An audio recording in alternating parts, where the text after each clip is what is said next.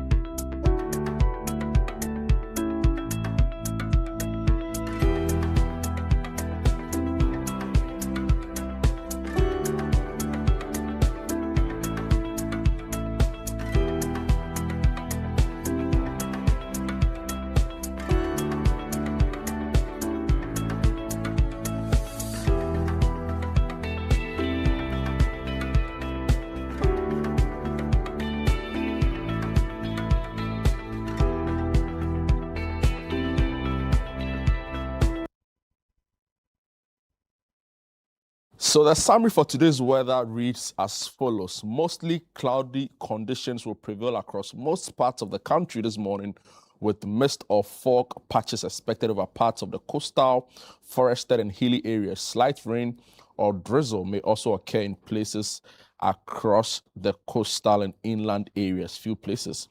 And it goes on to read, as the day progresses, intervals of sunshine and cloudiness will prevail over most parts of the country, while rainfall and thunderstorms are likely to affect parts of the middle, transition, and northern sectors from the late afternoon into the night. And it's important to note that relatively cool night and early morning temperatures are expected across the country. And unlike yesterday's forecast, the state of the sea is expected to be rough. So this is the weather forecast for the day, and it's proudly and kindly brought to you by the Ghana Meteorological Agency. You can give them a quick follow across all social media platforms. On X at Ghana Met, YouTube it's the Ghana Meteorological Agency. On WhatsApp it's the Ghana Meteo Agency, and on TikTok it's Ghana_Met_official. So this is the weather forecast for the day. Let's keep informed, let's tell a friend about it, and let's know so we plan our day accordingly. It's now time to delve into the big headline stories, newspapers and online portals. And I'll start off with the Daily Guide newspaper. They say they are Ghana's favorite newspaper. Big front page story, Zaneto Agyemang-Rawlings, Ayariga face MPs grilling. Story on page 3 of the Daily Guide newspaper, and it's in relation to their scheduled vetting in Parliament today. When William Benjamin Isua backs Boakye Jarko for MPP National Chairman, story on page 6. Also here, let's give Bawumia United Party to win 2028 election. And that's from Paul Afoko. United Party as in the party that is united, not the UP party. Right, so that's Paul Afoko speaking. Also here, MPP backs minority for inquiry over the 22 billion gold sale losses. And Assemblies of God Ghana executives call on President Mahama. I'll move on and bring you the Chronicle newspaper. The Chronicle newspaper.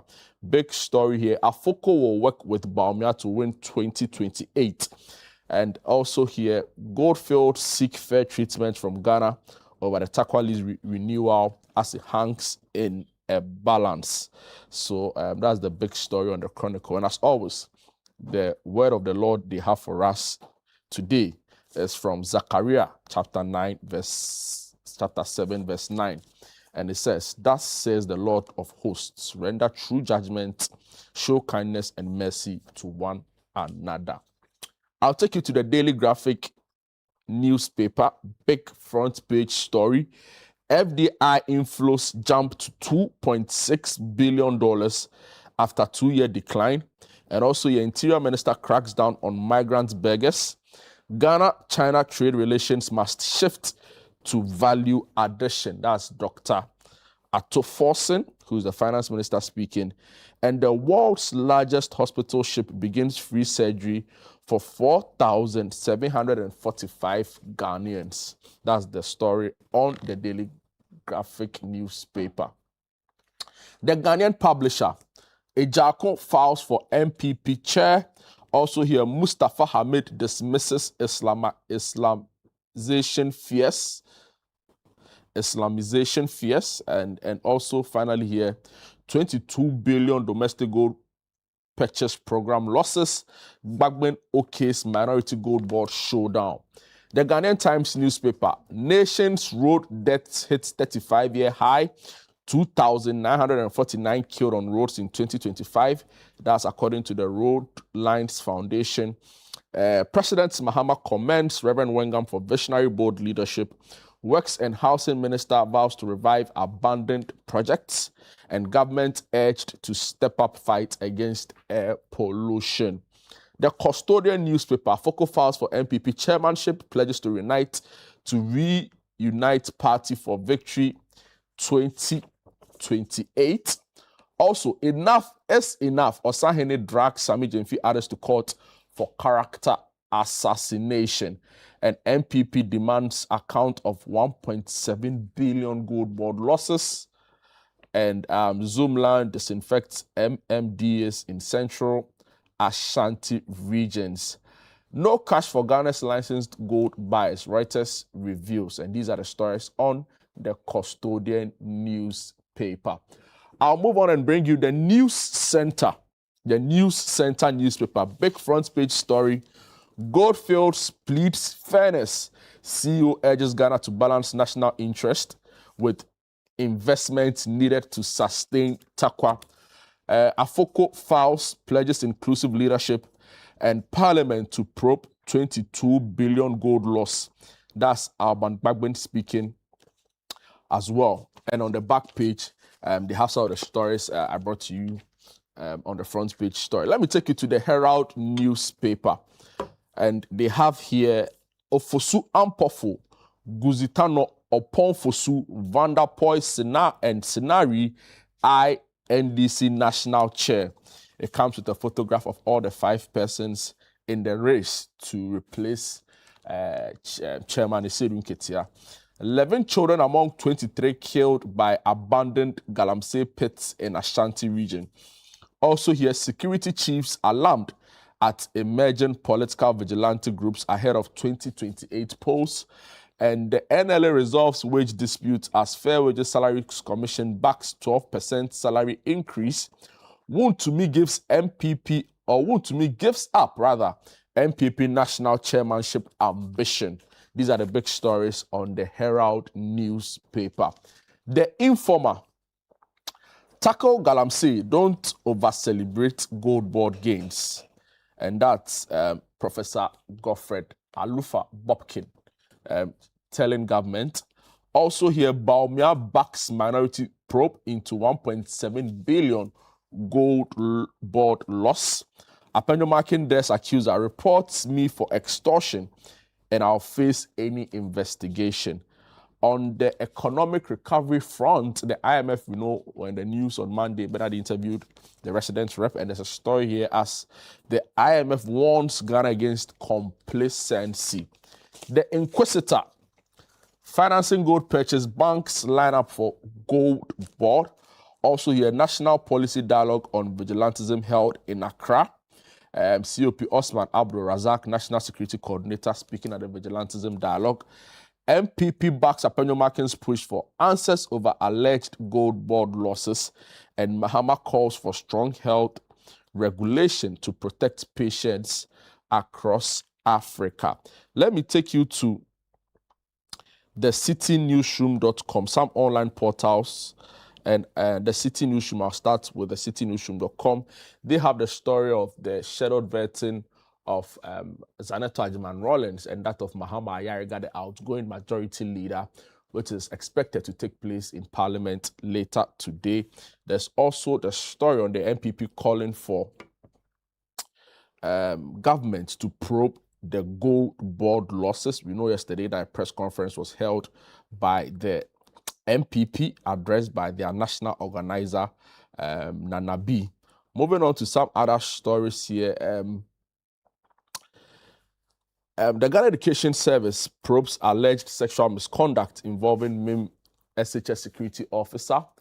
US pauses some visa appointments globally and what it means for Ghanaian applicants. That's a detailed analysis of that particular emergent story on citynewsroom.com. Bank of Ghana Security Exchange Commission targets 2027 for full implementation of virtual asset law. Also here, extortion at Ghana's border posts influences use of unapproved routes, and that's a study. Gold board's operation not worsening, Galamsey. The majority in parliament have clarified no evidence of Islamization agenda in Ghana. Mustafa Hamid speaking, and Wontumi withdraws from the national chairmanship race for the opposition New Patriotic Party. NPP denies electing wanted Toulon violent suspect as youth organizer. The Africa Education Watch is in the news as they say National Teacher Education University could cut student cost by 20%. And the DVLA seizes over 130 suspected cloned and duty evading vehicles. And finally, on the citynewsroom.com, national security warns of early recruitment into violent groups ahead of the 2028 poll. Let me take you to channel1newsonline.com. They also have the story here on President Mahama calling for stronger health regulation to protect patients. There's also a story in relation to the IMF warning against any form of complacency in Ghana's economic recovery. There's also the Suame interchange. Abreport West Coast traders given September 7 deadline to relocate. Tanko Computer, who is with government and serves in one of the agencies under the, I think is the Communications Ministry, says, he's the head of GIFEC, yes, says NDC will not form vigilante groups for future elections.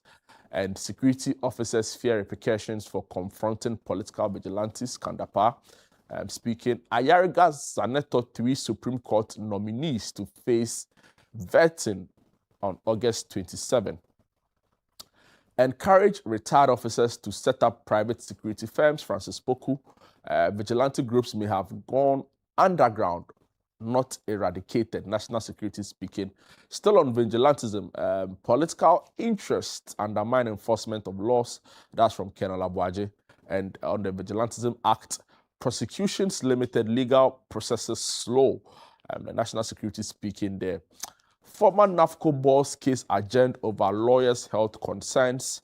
And the NPP says the creation of Gold Board has worsened Galamsey fight. Dr. Emmanuel Amoako named winner of Channel 1 TV's Community Legends. Huge congratulations to her. Ghana to prioritize economic returns, debt sustainability, and borrowing. The Finance Minister Kesela to forcing Ghana passport website temporarily down. Foreign Affairs Ministry says 24-hour economy bigger than 3 people, 1 job. Rashid Pelpo, who is the Labour Minister, speaking. And on the Galamsey fight, Ghanaians are being poisoned twice under NDC, and that's the NPP speaking. Residents appeal for urgent rehabilitation of Pandai Salaga roads, and these are the big stories on channel1newsonline.com. Having brought you the headlines, let me just quickly bring you details of some of the stories we'll be looking into pretty shortly. And of course, we know the big story, Parliament has called for a probe into the gold board losses. This is a matter I'll be discussing during the review segment when my panel joins me pretty shortly.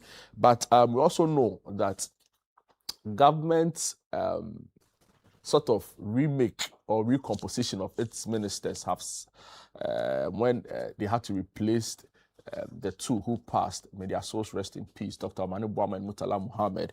We've seen that two slots became available. Government made the necessary rearrangements, and what it means is that Zaneto Agyemang-Rawlings and Mahama Ayariga will be moving into new roles, and specifically for Zaneto, she's headed into the Environment Ministry, whilst Mahama Ayariga, who used to be a former or outgoing majority leader, now walks into the government and local government and decentralization ministry, with the then minister now headed to Works and Housing Ministry, whereas Ken Gilbert Ejie, who used to head the Works and Housing Ministry, has been moved to the Defense Ministry. So that is the new remake of the ministerial reshuffling, if you want to call it so.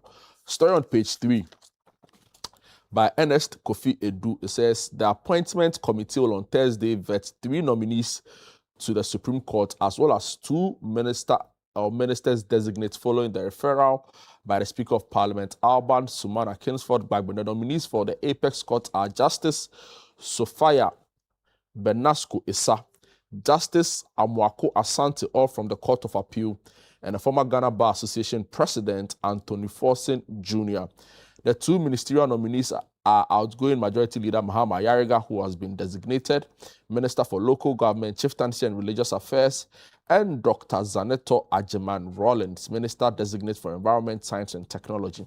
Speaker Gbagbo formally referred the nominations to the Appointments Committee during an emergency sitting of Parliament on Monday, August 24, 2026, after reading a letter from President John Dramani Mahama communicating the nominations. The public sitting of the Appointments Committee will provide an opportunity for members to scrutinize the nominees' qualifications, experience, and suitability for their respective positions before the committee submits its report to Parliament.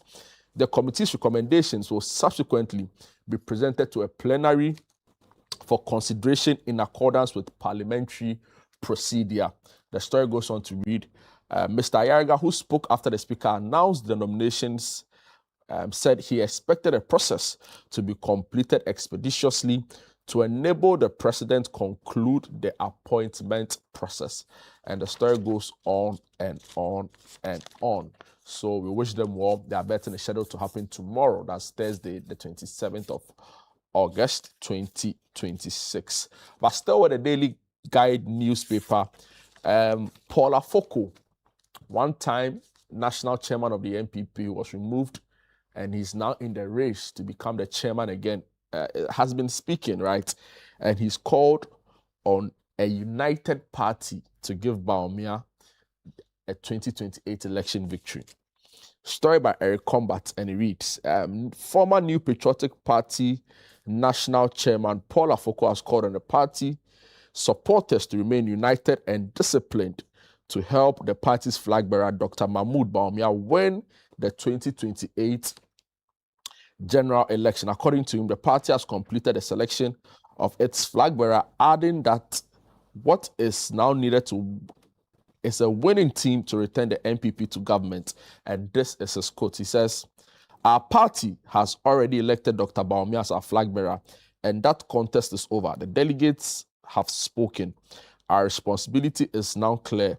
We must give our presidential candidate a united, disciplined, formidable party capable of carrying our message into every community in Ghana and win the confidence of the Ghanaian people, he said. The story goes on to say that Mr. Afoko indicated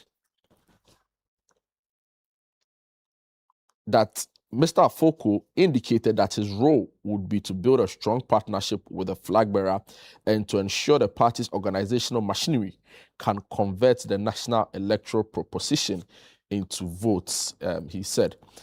And finally, it reads, he however noted that there cannot be one NPP for for those who supported candidate A and another NPP for those who supported candidate B. There's only one new patriotic party, and every patriot must have a place in it. Those are the words of the NPP chairman hopeful,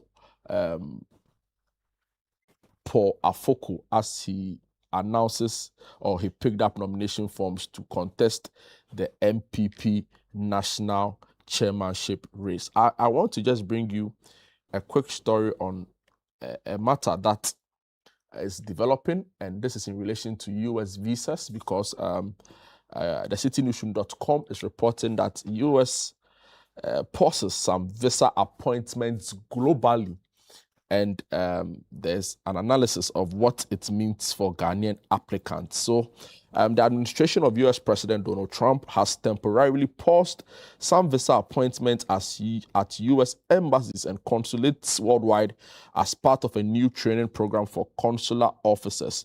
The move could affect Ghanaian applicants with scheduled visa interviews at the US Embassy in Accra, particularly those applying for immigrant visas. A U.S. State Department spokesperson said on Tuesday that the department had launched a global training initiative for consular staff and that visa appointments would be adjusted to accommodate the exercise. The State Department did not provide a specific timeline for the training or indicate how long the adjustment would last. And for what it means for Ghanaian applicants, for Ghanaians who have already scheduled US visa interviews, the department or the development rather could mean that some appointments may be rescheduled. Applicants whose interviews are affected are expected to receive communication from the US Embassy with information on new appointment days. Those who have not received any notification should not assume that their appointments have been cancelled. And the story or the editorial piece goes on and on and on, explaining what you could also do in case you've been scheduled for an appointment and you've not heard from them. But on the note of the USA and matters emanating from them, of course, yesterday the big story also happened, the passing of the queen of country music, Dolly Parton. For many, many years, entertained homes, brought joy and warmth to many people who loved her music and listened to her. And of course, beyond the music, she's also was a celebrated philanthropist who helped many people, help with reading courses, education, literacy, and we wish the family well and may her soul rest in perfect peace. Let's remind you that the This is Ghana exhibition will be happening this weekend, the 29th and the 30th of August at the Efua Sutherland Park. And if you are wondering how to be a part of this, all you need to do is to just make your way there if you're not a vendor, because you don't need to pay any gate fee. Just walk in there, come and see all of the amazing products on display and get to grab for yourself some few items, right? And we want to also acknowledge our sponsors, MTN everywhere you go, EcoBank, the Pan-African Bank, the Ghana Investment Promotion Center, and the Ghana Enterprise Agency for their support of this initiative, which we here at Channel One TV and City FM believe is a strategic tool to help support local SMEs, to help support local industries and young businesses to thrive, because we believe that the future of the Ghanaian economy, or even the economic transformation we seek, will come from amongst ourselves, right? And it is through some of these initiatives. So be a part of the support the vision. You can do so by coming on board, right? To see for yourself, buy, network, and get a few contacts, right? It's very important. And I brought you the big headlines, read to you some of the stories on the online portals. A simplified place where you can get all of this is the Channel One News app. So please, if you don't have it on your phone, do well to go to the Google Play Store, search the Channel One News app, click on the install button. With that simple process, you are good to go. Video content, online news stories, live programs we do here, everything related to events like the This is Ghana exhibition, all of it to be perfectly curated online for you on the app. So you can just get the news at a go. So please do want to download the Channel One News app as well. Having brought you the big headline stories and excerpts of some of the stories we'll be discussing on the show today, we'll take a quick break. When we come back, we delve into the stories. Don't go away.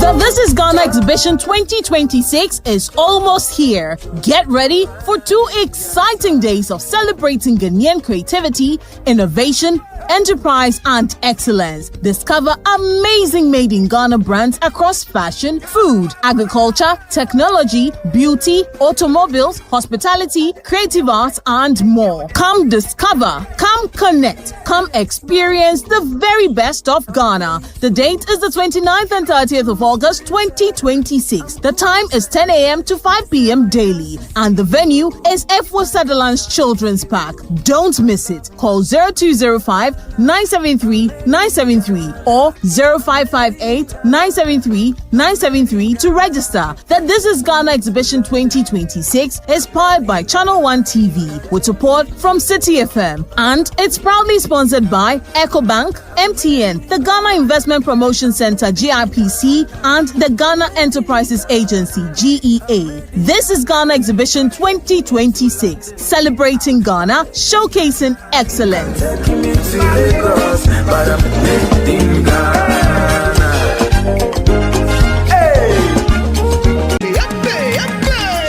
Every year, there is a place where the atmosphere shifts, where praise becomes a sanctuary. Hello family, my name is Perez Music, and I'd like to invite you to Glorify 2026, happening right here at the Victory Bible Church International Dominion Sanctuary inside Awoshi, and it's happening on the 30th of August. Joining me this year is my big brother and a mogul, Minister Joe Meto. We also have a special monologue by Jeffrey Norte, and my brother King's Kid is also going to be here. Yes, come let's celebrate God for His goodness and mercies at Glorified 2026 on August 30th, 2026. Doors open at 4 p.m. prompt, and the venue is Victory Bible Church Dominion Sanctuary, Awoshi Bayard. Media sponsors Channel One TV, City FM. Come ready to encounter.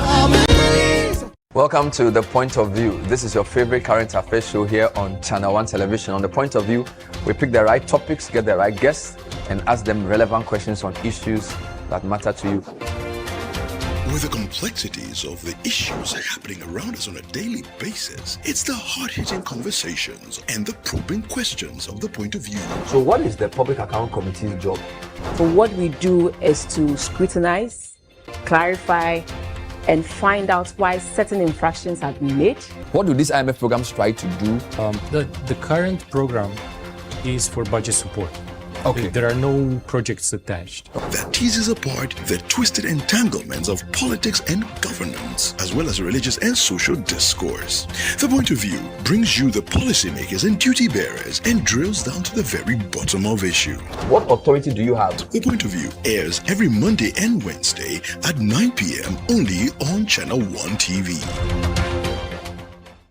The Community Tracker is a parliamentary accountability project, a collaborative initiative between Channel One TV and the African Center for Parliamentary Affairs. Serving as an evidence-based project, Community Tracker documents and assesses development projects across constituencies in Ghana. The initiative includes the development of an attractive database map that identifies and tracks infrastructure projects, making information publicly available and promoting greater accountability. The program empowers communities to identify their priority development needs, monitor project implementations, and hold duty bearers accountable for the delivery of public services. It provides visibility for members of parliament who are delivering tangible development outcomes in their constituencies. Through the tracking and documentation of constituency-level projects, the program seeks to strengthen accountability in public infrastructure delivery while giving communities a meaningful voice in evaluating the impact of development interventions. The Community Tracker airs on Mondays at 7:30 p.m. with repeat broadcasts on Tuesdays 11 a.m. and Saturdays 5:30 p.m. only on Channel 1 TV. Are you planning to relocate from your company office or house, whether across cities to another town or halfway around the country? You want a moving company you can depend on to get you there? Let me introduce you to Logistics Movers. We are here to help you every step of the way, from planning the move to unpacking the last box and settling into your office or home. We have the expertise, experience, and market understanding and offer fast, reliable, and professional transportation services in Ghana. Our main thrust is to successfully move your business, household items safely, on time, and hassle-free. You can call us on 0246 833 539 or 0244 342 465. You can also send us an email to info@logisticsmovers.com or check our website www.logisticsmovers.com. Why expose your company or household items to theft or damages when you are relocating if it's avoidable? Logistics Movers, we help you relocate.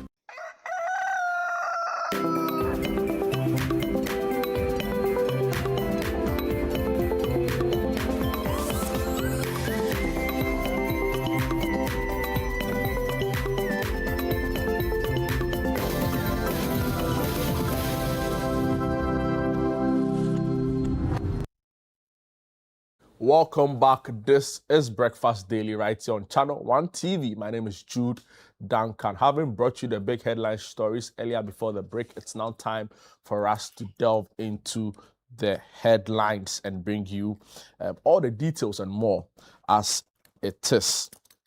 The stories we'll be discussing on the show today, first off, we'll start with Gold Board's operations as the Speaker has admitted the motion for a probe into the $1.7 billion losses as far as the Gold Board Bank of Ghana operations are concerned, and it's in relation to the domestic gold purchase program. Also up for discussion, 2028 general elections, national security warns of early recruitment into violent groups ahead of the polls. So concerns around vigilante groups, right? Has it completely been disbanded or is in hibernation and triggered when there's an election? You saw issues in Akwetia, for example, where some senior persons in the government architecture or party, the ruling party, assaulted other people. All of those concerns will be coming up, and of course, even the opposition themselves, there are rumors and also reports that it's quietly rebuilding some of its vigilante groups. These issues will be dealt with on the show. And finally, we look at the NPP internal contest. Chairman Paul Afoko, he was once there, he was removed. The NPP won 2016 election. He's now back again, having gone through all the internal processes of the party in clearing his name for the reasons why he was removed. So all of these issues will be dealt with on the show today. But let me introduce my guest who's joined me in studio, Richard Manribi. Boss, good morning and welcome to Breakfast Daily. Good morning, Jude. How are you? I'm well. I hope you are well too. Oh, quite. I'm super. With the current situations where governance and accountability is very transparent, and you know what Maslow's theory of hierarchy says: the moment you are able to meet the basic needs, you are a human being. So we thank God by the nature that we are alive today. And let me say good morning to you, good morning to your cherished viewers, and the good people of Nkwanta South constituency in Oti region. And I also want to say good morning to His Excellency the President of the Republic of Ghana, President John Dramani Mahama, who is also doubled as a Commander-in-Chief of Ghana Armed Forces. If you don't have a good commander, you don't have a good security. And the Vice President, Chief of Staff, and the government appointees. And good morning to everybody. Good to add Etienne. That's a good morning to everybody. My national chairman, sorry, I think you're right. My national chairman, who also lead the party in the party headquarters, and the general secretary, who is the administrator of my party, are doing very well. And I think that my national chairman is very experienced as a political leader, working hard ever since I was a kid to see him today. And joining him at the headquarters is a blessing to get people like that, experienced people to learn from. So good morning, the national chairman of the party, the general secretary, and the national executive of my party. So add the chief of staff so that to be complete. Now, add the chief of You staff. added the chief of add the staff. chief of staff. Dude, Okay. please don't give me a lead. I beg you. No. Well, if you've done president, you have done vice. No, but you have done unfortunately, national chairman. actually, that was what brought your controversy. I don't know what they're up to achieve, but you've not even started the show. but I Yeah. said that good morning to Mr. President, The chief of staff. No, I said Mr. President, the vice president, and the chief of staff. Okay. Then you further said, wouldn't I say good morning to my national chairman? I just said good morning to my national chairman. You came back to the chief of staff again. I missed the chief Let of me say staff. good morning to the good people of Ghana, Okay. and the party hierarchy, Okay. the presidency, and the headquarters of the party. Richard, Are you okay with that? I'm very okay with Very that. well. But you mentioned in Kwanta South, how are the people doing there? On Kwanta South, they are doing very well. You know, Kwanta South is a very lovely constituency, the largest constituency in Oti region. And it's a constituency, if you care to know, dominantly on agriculture. They are the areas where we farm rice, groundnut, maize, largely yam farm, and we livestock. And so it's quite a quite speedy developing constituency that everybody will have loved to be. But apparently, unfortunately, some times ago there was a little conflict, which you are aware. Yeah. I know your media has reported it. But calm has come, and we are all trying to work together to elevate the constituency. The constituency is quite large. Yes, I can see, and everybody knows that we lack so many social amenities. Unemployment rate is quite high there. Roads, now just of recently that we started trying to make sure we link our feeder roads to the community, because the farm produce are also major problem. We are trying to do our best. Electricity is quite challenging, but now with the effort of the Honorable John Jenapo and the President John Dramani Mahama, we've been awarded about 16 to 17 communities now that have even led it.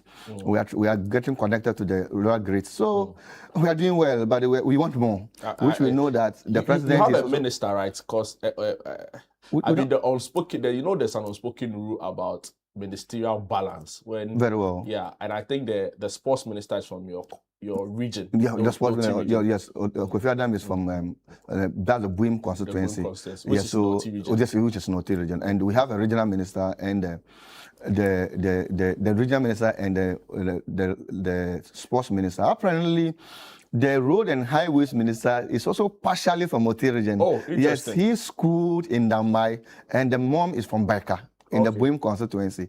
So it's also part of us. So I can even say authoritatively that we have the road and highways minister who is also from the region. And so we have some quite, the national security coordinator formerly, now the national security advisor to the national security coordinator, Yadonko, is also from the region. Awesome. And there are quite few guys. Edwige Tamaklo, also the NPA CEO is also from. A good morning to yes, him. in fact, he was my senior at the basic school. Okay. Yeah, so Okay. and then So you all grew up in we grew up Kwanta in South. Kwanta. In fact, we are quite related. We grew up in Kwanta, and then we all attended GSSA, but he happened to attend Nkwansek. In fact, Edwige is a very historic guy. He attended primary school, the senior high school in the constituency. Wow. I happen to attend Buema Center School. It's still with the region. So, I mean, we So are through and through. It's funny because the first time I heard of you, yes, and again, it points to your deep love for the people. Yeah. Because I recall you were involved in an accident on your way to the constituency. area. Yes, I yes. mean, how was that period for you? Yeah, so that was during the elections time. I think it was quite this is a very If you don't want to talk about no, it, if I mean, we have to serve the party. Normally during the elections, I used to run from Accra to Nkwanta because I do national communication, go back to the distance. So on my way, I think that just from Pepesu going to Haumanso, that area, unfortunately, a motorbike crossed, and then I nearly died. But by God's grace, I'm alive. We thank God for your life. And it was all in service to the people of Nkwanta South. And the party and the people of this country. So we must serve. And then I believe that so far God brought you to this, there's a purpose. And there are people who are medical doctors. There are people who are teachers. You are a media. I'm also a media practitioner, but I never practiced. And so we also decided to choose politics. For my life, in 20 years of my life, I've never worked in any public sector after leaving Ghana Health Service. I've always worked for the party. Interesting. And then this is what we have to do for our people. Wow. Yes, So yes, that is why you took time to specially wish Nkwanta South a good morning. Yes, yeah. You know, Interesting. I also happened to contest the parliamentary seat there, but unfortunately I couldn't make it. So life is what it is. Interesting. Yes, Interesting. yes. Richard, you are welcome on the show. Thank you, John. Today, we want to look at the gold board operations, right? Because it's a matter that has been in Parliament or on the lips of people for quite some time now. You remember the August 9th press conference from Oppong Nkrumah. Then the IMF subsequently released their position paper on selected issues on Ghana's economic recovery, the domestic gold purchase program, and other matters arising, including the policy coordination instrument. And fallouts from that document, clearly spelled out the 1.7 billion losses. Right now, your party says it's not gold board losses, it is Bank of Ghana loss. In fact, the IMF, in a way, corroborates that. Parliament... You engineer it. Parliament says that they are going to probe the loss, right? So I want to believe that as a government, this is welcoming news for you, because then it puts the matter to bed once and for all. Does it not? True and true. Yeah, before I go to gold board, I believe as a politician and a political activist, I believe that accountability and political stability is the only strategy we can use to safeguard our economy. Why am I saying this? Because when you have a government who is not ready to be accountable to the people, there will not be stability. And you yourself, being a media practitioner, you can see that the whole of this week there's been a media war, which you can agree with me. There have been battles in some institutions in voice of accountability and probity to make sure that the people are leveraged. I agree with everybody who need accountability for a government. A government who is not ready to be accountable is not a very stable accountable. I think my senior brother Ishak is here. He is a law lecturer. He will tell you that in contract law, there's a promisee and a promisor.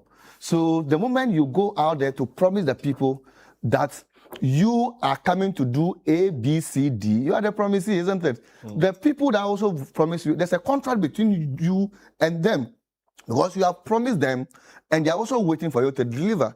Before you even talk about the gold board, you saw what happened recently at the NLA, National Lottery Authority, which is another issue. I think media is quite blunt on it, but it's the same media who came to report, which I believe at my practice that misinformation is more than HIV is. I agree.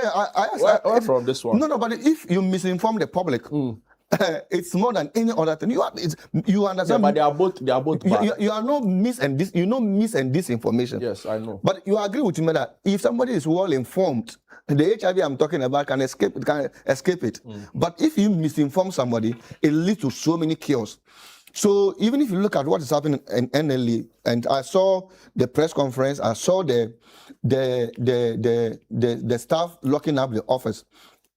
I think that when we came to office, we've seen so many lapses.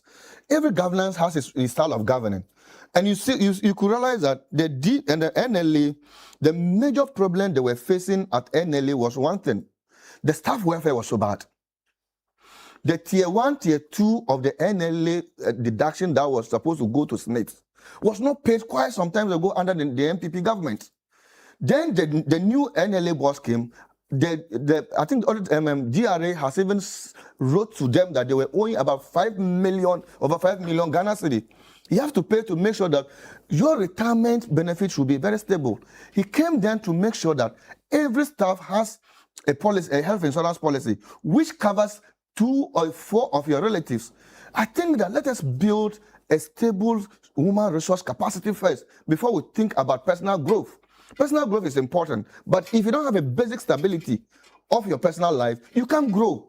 So when I saw that the staff is agitating, they have every right, demonstrations are quite allowed in every democracy that we live in. But then we must make sure that we do critical analysis of ourselves.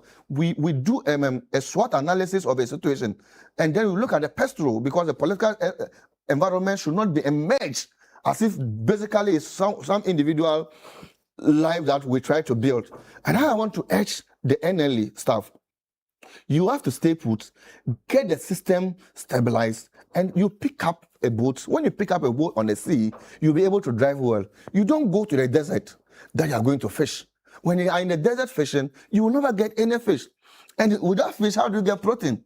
And without protein, you'll be malnutritionalist, and you leave yourself in the mortuary. And that's clearly what we have to be looking at. Now, I made this brief statement because I will want every institutions to be able to get the right information before we move out in driving. In Ghana today, we have put in structure that there's a very simple way to get information. Because the RTR bill is allowing everybody to go into individual institutions, even myself coming to any public and private institution to seek information. It is very important that we must not look at a personal interest, but let us look at institutional growth. Richard. And when we have institutional growth, we will build up a nation well. We've been joined by Ishaq Ibrahim, who is a member of the NPP communications team. And a law lecturer. Ishaq, good morning and welcome. Yeah, good morning to you, and good morning to my friend here. Yes, It's been a long time. Yes, quite a long time. And I particularly want to say good morning to the good people of Ghana and to our flag bearer, Dr. Mohamed Bawumia. In fact, it has been an incredible period since he got elected in meeting the various groups that really matters and we're taking power to these particular people. So far, I've had a small glimpse of him. You see, you're talking about accountability. We'll come to that. No problem. Maybe he doesn't even want to account for answering your question. No It's problem. everywhere, including blaming the MPP. No problem. he took time to address issues around the National Lotteries Authority. Okay. So it's also important. But so yes, you're welcome. Yeah, thank you. Richard. Yes. I listened to the IMF. Now I want us to delve into the gold board operations. Yes, sir. I listened to the IMF. The resident rep was on the Point of View show with Bernard Abele, and he said that it was important for us to improve governance and transparency, right? And in fact, if you look at their selected issues paper they brought out, they said that the mining regime reporting is usually not really reliable, and it's also fragmented.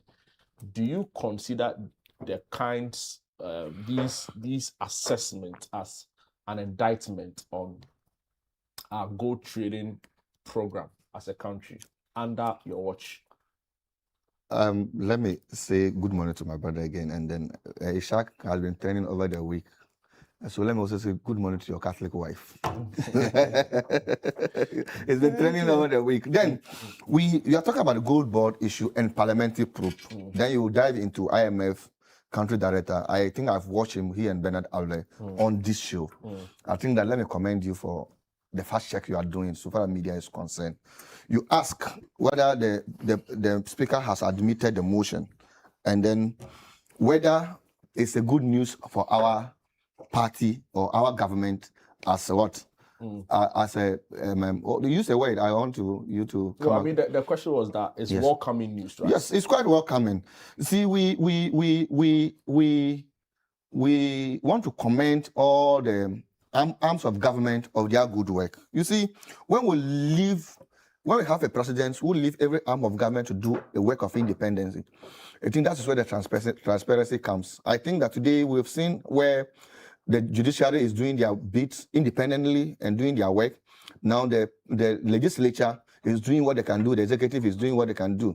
The gold board issue that came up, the whole argument was that there is a procedure in which you can seek accountability so far as your arm of government is concerned. I think that was the finality of the issue. Nobody was running away from accountability. Neither nobody was saying that what Afenyo Makin is saying, he didn't have the right to say it. The argument the NDC and Gold Board and Ghanaians was making is that in any case, if there's losses in an institution, there's an audit report, and in the end of the day, if there's a report, is the audit and accountant general that bring a report, then public account committee scrutinizes by inviting the said institution to come and answer, open up their books and answer. But if you feel that there's any illegality, there's any corrupt act and perpetrated corruption is a ingredient in there, you can call on the parliament you can file a motion in parliament. Then the parliament have an oversight responsibility on the agency. Then they will probe into the issues and come out with the results. But coming out in public saying that gold ball is at loss, today Bank of Ghana is this, tomorrow Sami Jenfi, today Sami Jenfi, that was what the Ghanaian people didn't like. Because we live in this country where we've sent a corruption and corruption act in this country, and we've got a parliamentary probe to probe it. If you care to know, cast for seats. It happens in this country. Nobody went out there, we have to constitute the contaminated oil, the same thing. And so many incidents in this country. So I want to thank Avenue Makin, but directly he has filed a motion in parliament. And the president of the speaker has admitted a motion and will set up a committee to investigate the allegations that is led on the Gold Board CEO and Gold Board itself. And I ask, who stands to gain this? It's the people of this country, because the Ghanaian people want accountability. And this is the government, President John Dramani Mahama and the NDC.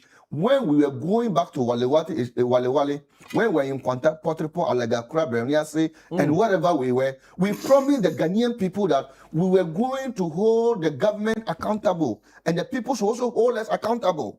And so when we came to power, we didn't see the previous government, anything they did illegally, we are probing it, we are prosecuting, and we are jailing. So as whoever, even if you read our manifesto, we said to the people of this country that anybody under President John Dramani Mahama's government that will have anything to do with corruption, if we have anything to do with corruption, has no business to do with us. So if you feel there's something, if you feel there's anything that any of our appointees has done, that's the right way to go. But was it a good sign when the Attorney General came into office and discontinued, filed a nolle prosequi in cases involving your members in the former administration? So the Dufour case, it was the ambulance case involving Ato Forson, the banking sector case. So there were a number of them, even Saglemi, right? So was it, what will be your response to that? Jude, let's pray reality. The NDC came to power in less than 2 years. By January 7th of next year, that will be 2 years in government, right? We've prosecuted a case of Untumi versus the Republic. How many months did it take? Because we know we have facts, because we know we're doing the right prosecution, we've been able to file a case in court and prosecute the case. We have ingredients of the case, prosecuted, the person was jailed. If a government thinks that somebody has had any issue with has anything with corruption, you've arrested the person, took the person's bank statement at the police station, investigated the person, and stand trial for 8 good years. What is it? It means that they have nothing. They have nothing to find out in the prosecution that the person has done. If you have evidence in prosecution, it shouldn't take you 8 years. President Kufuor, when he had evidence of Chatusi Kata, Victor Solomon and Co., did it take 8 years? He didn't. President Nana Danko Akufo-Addo, President John Dramani Mahama, when he had evidence with Abu Gapele and Philip Asibit, did it take 8 years? He didn't. President Nana Danko Akufo-Addo, when he had evidence, with Bafo-Bani and other people in the National Communication Authority, did it take 8 years? Fair enough. He didn't. What it actually means is that in 8 years of trial of these government officials was merely political persecution and political witch hunting. Fair enough. They have nothing, and that is why Attorney General filed a nolle prosequi because they discontinued the case because there was no interest in it. Briefly address this for us, right? And I'll move on to Ishak. So again, from Ishak, from the IMF document, and this is what it says about mining revenue reporting. It says the mining fiscal regime is considerably less transparent than the governing in the oil and gas sector.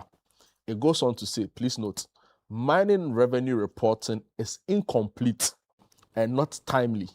Information disclosure is fragmented across institutions and is not fully integrated into the fiscal reporting and budget processes. Now, based on this, if someone calls for enhanced accountability, I think that it's well placed, right? It's very pleased. Nobody dispute that fact. And I agree with the IMF report. If you recall, it has been an incident issues that we are all fighting today. That is why President John Dramani Mahama have moved PMMC to Gold Board. What is the case? You recall the former Minister of Lands and Natural Resources, somewhere, I can't remember the place, was in Dubai to give a report of our mineral income that passed through PMMC for export to the European country, the EOU. The then president in the then Arabian king said no.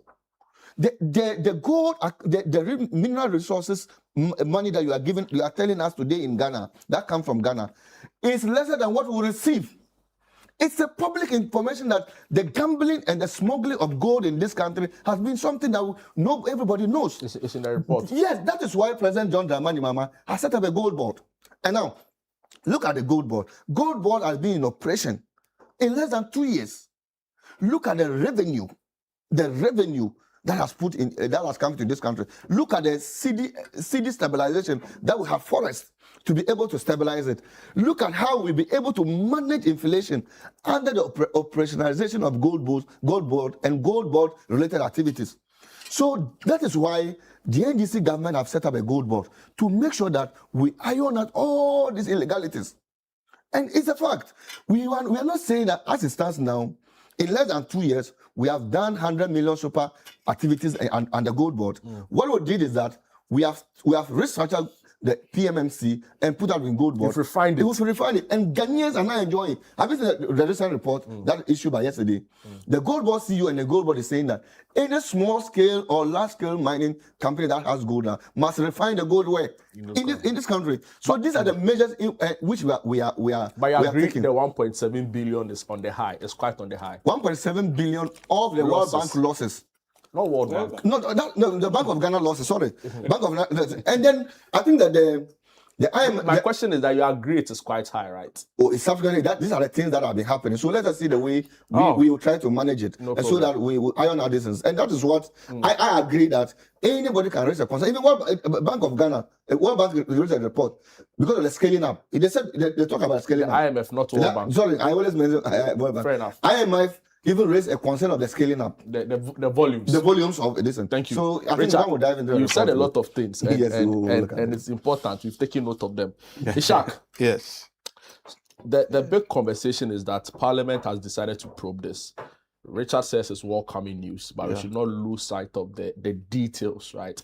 And even ends on the note of the volumes as reasons why the cost has gone up. But essentially says that that's the price you have to pay for the growth of the economy we are all enjoying, whether NPP or NDC. Now, my question to you is that what do you have to say to persons who feel like you're pushing this a little too much, right? Because again, I quote from the IMF document. Yeah. It says that in 2023, when your government was in power, the discrepancy between exports reported by Ghana and imports reported by the United Arab Emirates was more than 4 billion.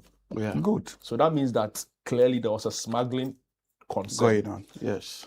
We also from the document learned that the country has saved 11.4 billion, which would have possibly been lost to smuggling. So why Did you strike out the withholding tax in getting this net? the 1.5 withholding tax? Okay.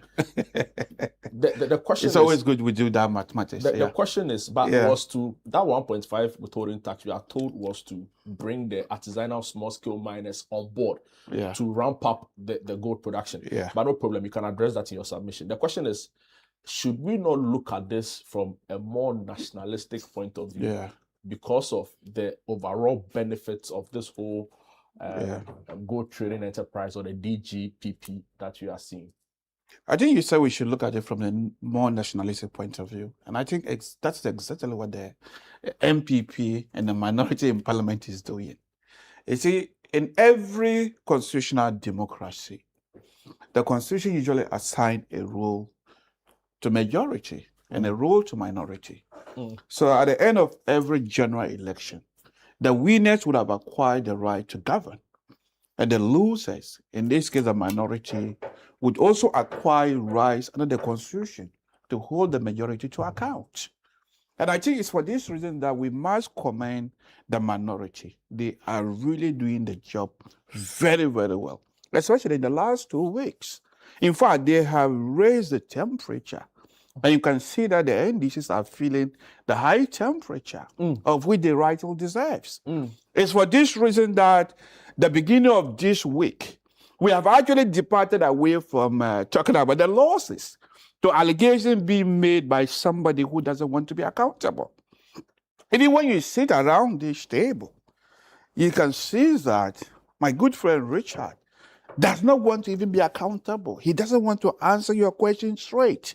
He cannot answer the question without running to the MPP, stating the previous years, committing the fallacy that we have to be consistently wrong to be right. So even if you know there were losses incurred during the MPP time, of which we have listened to some of you, I remember sharing a panel on GTV with Honorable Mohammed Issa. In fact, he tacitly expressly accepted that. The losses, it is a record that you can go there. I mean, GTV focus. It's something you can say. Yes, there were losses that incurred. Nobody doubts that. But he recognized that they were incurred in the national interest to stabilize the economy. That was why he did not make noise so much about it. So if it is losses that was incurred to stabilize the economy, of which you accept, why do you go back to it? Why do you go back to it to justify the current losses? He asked you about the magnitude. Because your mind is preoccupied of always pushing blame to other people. You have consistently mentioned the IMF, World Bank. When your other colleagues are pushing it to the Bank of Ghana. This is a mindset you people have had. For me, when it comes to those losses, it is very clear that there had been losses. For me, whether it is the Bank of Ghana or the gold bot, I would term this tomato. That's just a debate. But let me, because of the point you raised. Okay. It matters whether it's an economic loss than just maybe an administrative loss, right? I am coming to that. Because then an economic loss comes with some benefits to the state. I would come to that. And that was why you were asking about the magnitude. 1.7 billion. If it is just economic loss, then it is in the hands of a bad manager. 1.7 billion is small money. In fact, when you quantify, they say it's 22 billion. Cedis. I have listened to other experts who even said that it's even worse more than that, especially when you factor in the withholding tax. It's even worse than that. They just need to acknowledge it. Now, nobody doubts there had been smuggling in the past. If you remember, even when we were in opposition, we attempted to deal with this particular issue if we get the next opportunity to govern. Every economy, not just Ghana, every economy, not just, smuggling is not a new thing in Ghana. I know it's a in the challenge, 80s, my uncle was a custom officer. His job was to deal with smuggling. Smuggling is not a new thing. With NDC, Richard, you've had a bite. Let me take my bite now. Yeah. You've had the opportunity. When you were saying it, it was like there was peace in me. But I was very patient. You see, smuggling is not a new thing. There would always be a phenomenon of smuggling. There would always be, especially when the benefits of smuggling can be higher. The cocoa sector, we still have smuggling. Even up to today, there are other areas, advanced country, that has even got the right tools. There's still an incident of smuggling. So we don't deny it. Even currently, there will still be incidents of smuggling. I doubt whether they have been able to nip every smuggler in the bag. But you agree. Whilst we welcome them, yes. Because of the point you raised. Yes. But you agree to an extent. Yes. And a very large extent. Yes. At that. Gold Board has kept the gold smuggling. Oh, yes. Nobody doubts that. But that is not where the debate is. We don't have a problem that they have dealt with it. As I said, we proposed that when we had the opportunity, we're going to deal with it. Whilst we can use a different forum to commend them for dealing with it, even though we believe they have dealt with it badly, But the incident has been reduced. But the point we are talking today is the magnitude of these particular laws, of which he cannot even acknowledge. 22 billion cedis can close much of the loopholes. But you also mentioned a point, and I think he subtly also made that point that they have used that to stabilize the economy. And the thing is, that is not true. As I said previously, 2024, around November, the then Finance Minister Mohamed Bin Anta said that the worst of the economic recovery was over. The worst that we were going through. So for me, regardless of the political party, we are bound to see massive improvement. Because if you have a patient who had been sick, and you have been prescribed medication, you've been applied the medications, and you are able to predict that the prognosis is good, we can only expect recovery. And that's exactly what has happened.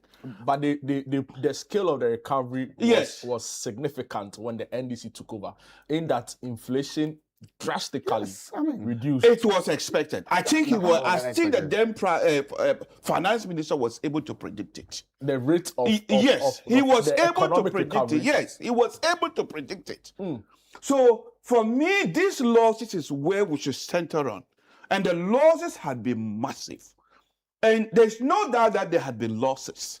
I mean, the only argument they are trying to push, from what I hear from the other communicators, unless of course he's denying that there are no losses, is attribution. Is it attributed to a gold board, or is it attributed to a Bank of Ghana? And some people say we should look at the IMF report and point to where the IMF attribute the losses to this is the gold board. That isn't, it is Bank of Ghana. I mean, the IMF are diplomats. I think it is this forum I've listened to. I think the country director from Romania, Dr. Adrian Alta, he was with Bernard on Point of View. Yes. I mean, these are diplomats. They present this in such a way that they do not infuse themselves into the politics of the country. But he also said the economic recovery was quite impressive. Of course, what you've seen with this government. Yes. So if you are quoting him, but he didn't say if the other party will remain in power, it will not be impressive. That's why he's a diplomat. He can always praise you. What can he do? He cannot wade into our politics by blaming you. No, he wouldn't do that. He's a diplomat.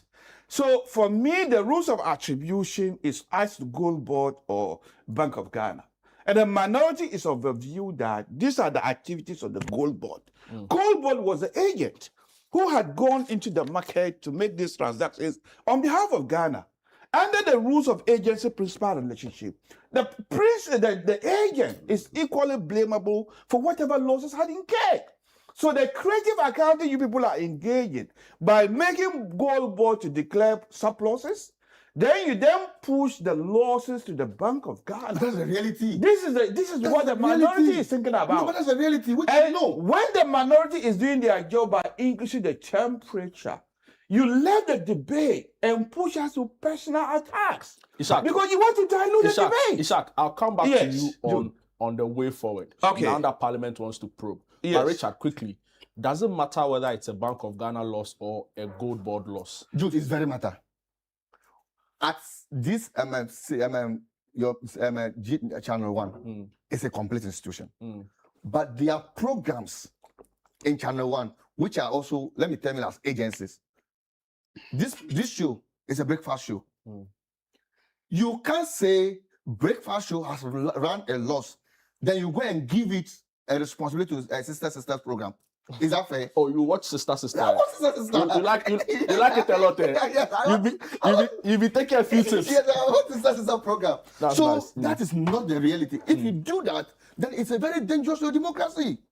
Look, as we are talking now, Ishak will agree with me. Ishak has lived in Europe. He's lived, walked all over the world, and he knows what I'm trying to say.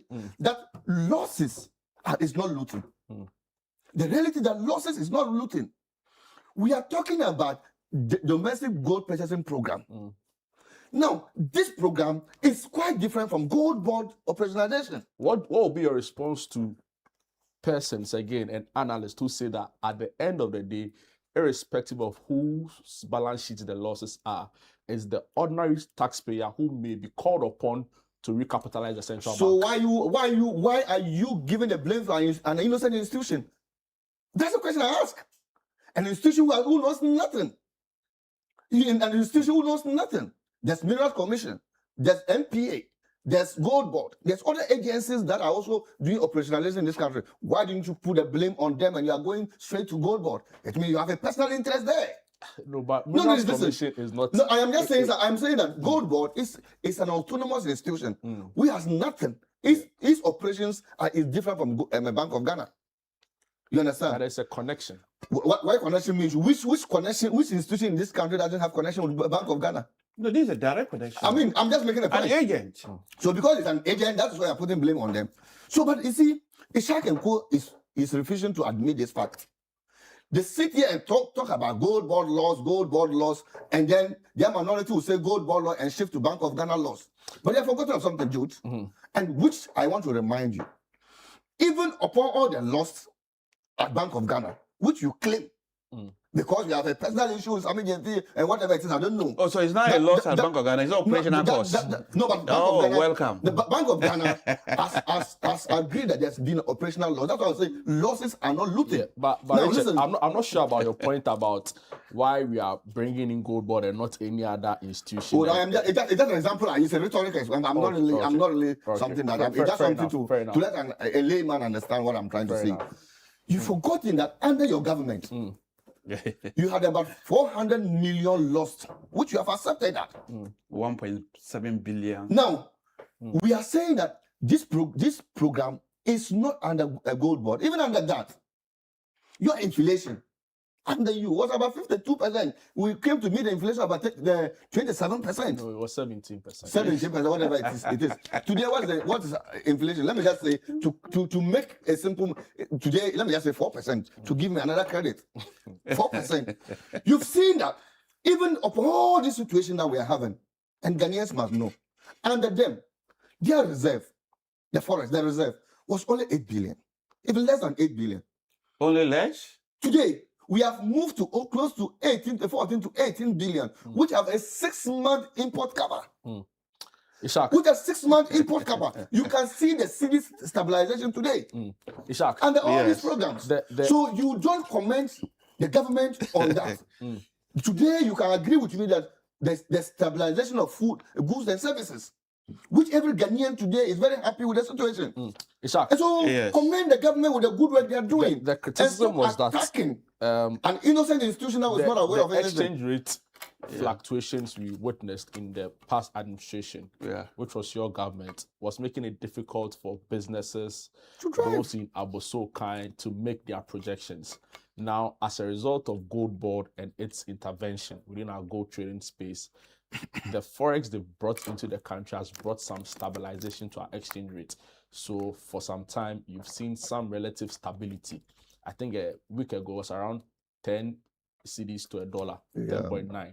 Now it's somewhere around 11. Right? At least businesses are able to project. What will be your response to those claims? Thank you very much. When you listen to Richard, he had just belittled 8 billion. He lives in an island of his own. Even President Mahama had the opportunity to speak. He recognized that the 8 billion was a lot. No wonder he's still belittling 1.7 billion lost. So that is just a good observation Ghanaians need to observe. For them, 1.7 billion is not a huge loss. That means that they are not even prepared to correct themselves. Now, when you listen to them again, it's like the history of Ghana started from 2022, 2023, when we had economic crisis. I'm still very young. But with the little life I have lived, I have seen some of the economic crisis we have gone through. 1999, 2000, 1998, 2000. We had some of the worst economic crises, to the extent that those of us who were in tertiary institutions were asked to accept cost sharing. And that was when the students in Ghana began to feel much difficulty from their party. They were in power. And they've also forgotten that before they left power, they left IMF program, meaning we had economic difficulties that we had to go to the IMF. So this crisis is not a new thing Ghana have always faced. And I do not want to say that to belittle the fact that we had a difficult period between 2023, 2024. We accepted it. There was crisis, of which some of our citizens who have much bolder shoulders were asked to carry some of the weight, of which we are very grateful to them. Nobody doubts that. Now, having had such a situation, there were a lot of intervention that was done to help the economy to recover, of which it has succeeded in doing. They were the critic of it, the beneficiary of it now in government.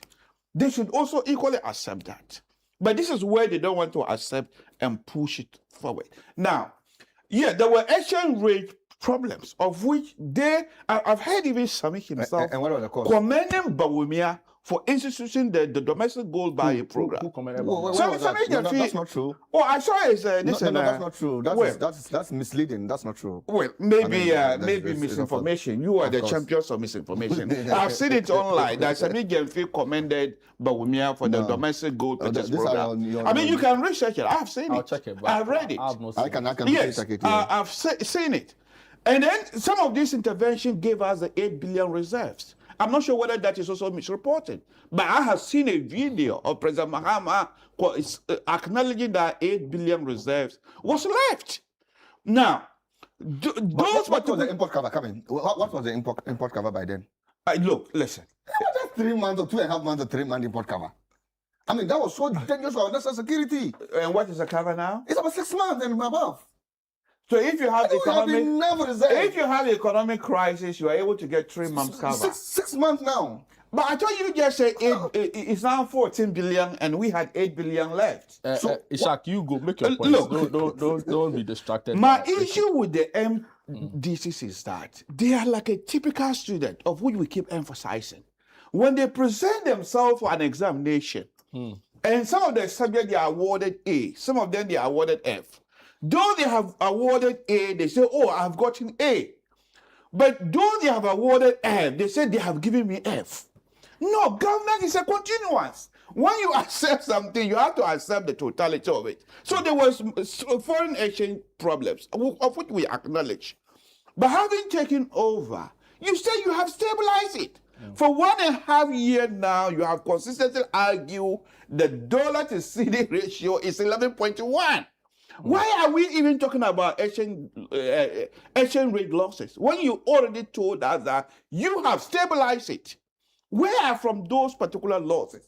Either you have not stabilized it, or it's still the way it was when we had the economic crisis.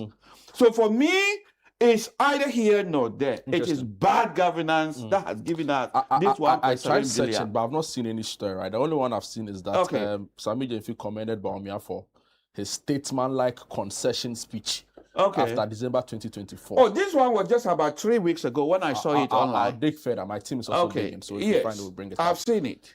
What's the way forward, right? Yes. Parliament is probing. Yes. What should be our approach so that we don't come back to these issues of excessive, in your words, losses? You see, the way forward, as I said, the job is to hold them to be accountable. When you are incurring losses of this magnitude, it's 1.7 billion. But the trouble we are having is that they will not even acknowledge. And those of us, he mentioned about Catholicism. I want to say something about Catholicism. When you go to the Father and you have been sinning in the past and you want to move forward, what do? You have to confess. And that is the problem we are having. They are not even confessing. In other words, they have no remorse.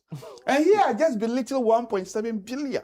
How can we move forward without, first of all, establishing that there are losses? It's for this reason that I commended the speaker. It's for this reason that I commended the speaker that let's investigate it and find out where the problem is. So the first point starts with acknowledging that there had been indeed losses, and these are gold bond losses. Having established that, we then need to put in the necessary measures. How can we minimize these losses?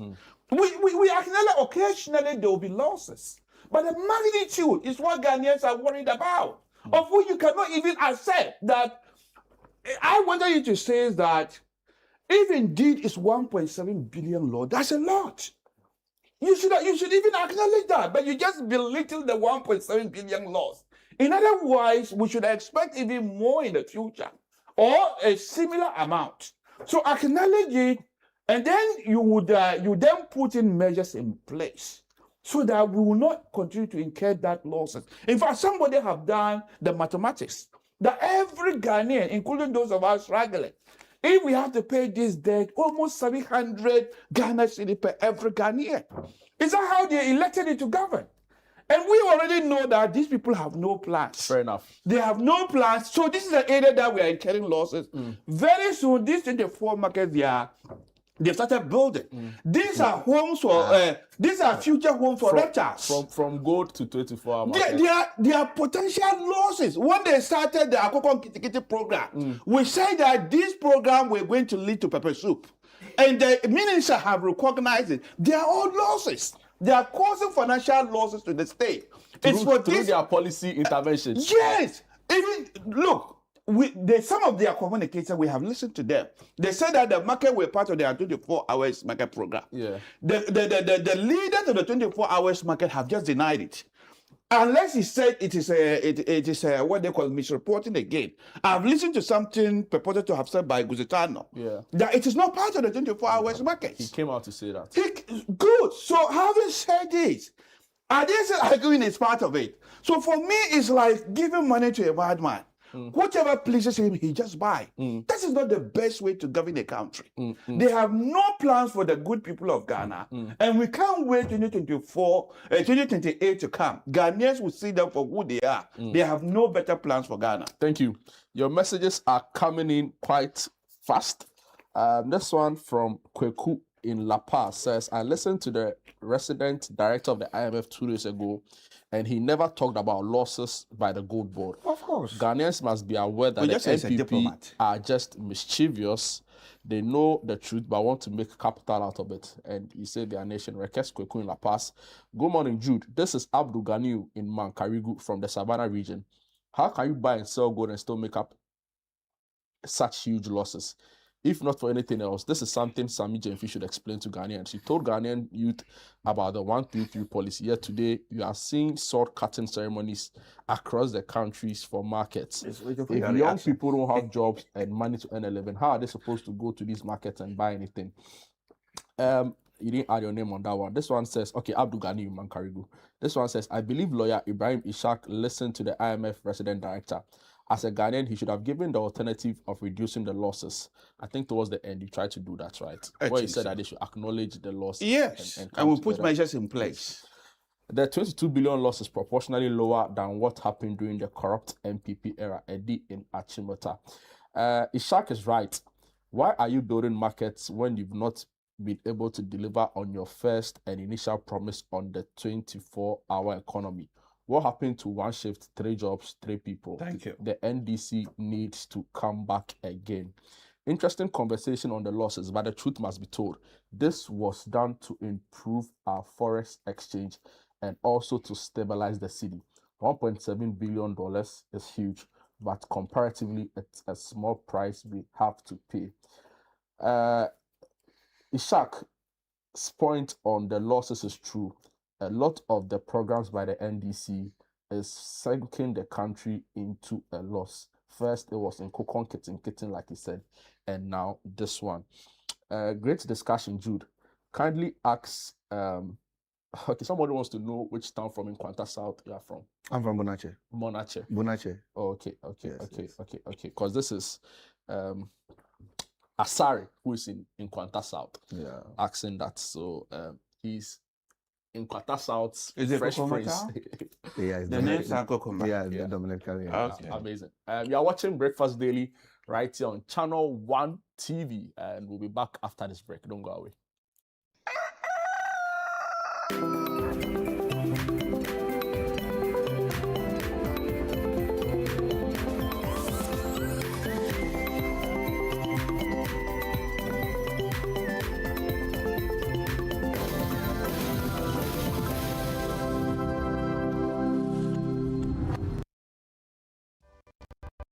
In my line of work, a confident smile is everything. Kel Charcoal Toothpaste keeps me on top of my game and ensures my smile is always radiant and bright.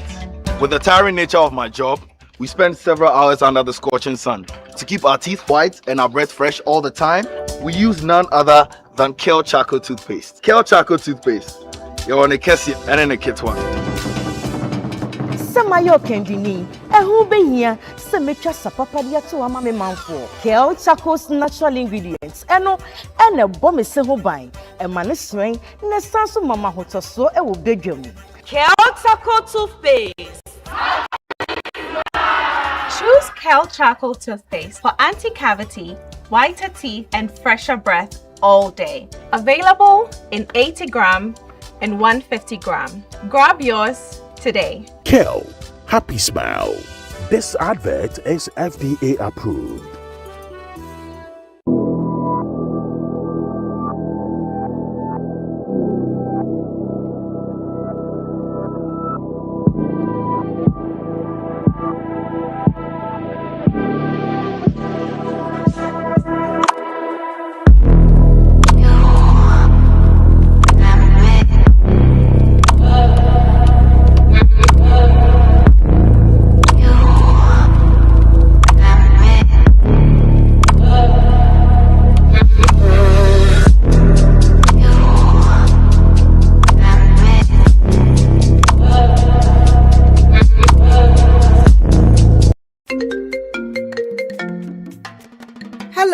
My name is Pamela from Customer Service. Please revalidate your account by texting your Ghana card number to 0500,000 247.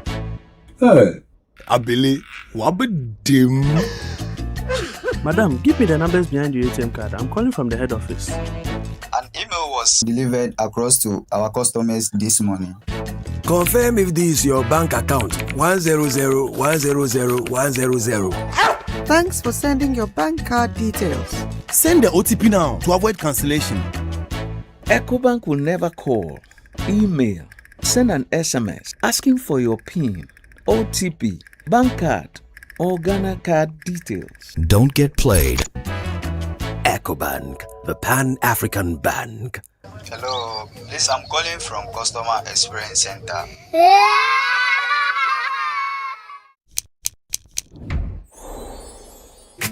Verna is clean, fresh and safe.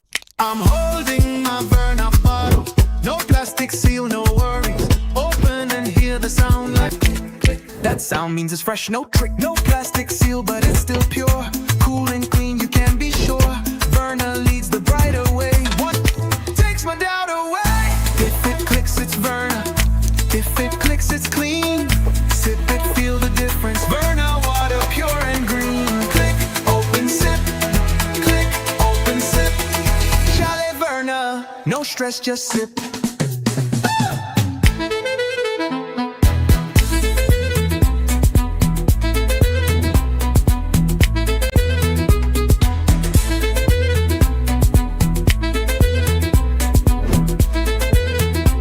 Chalet Verna, no stress, just sip.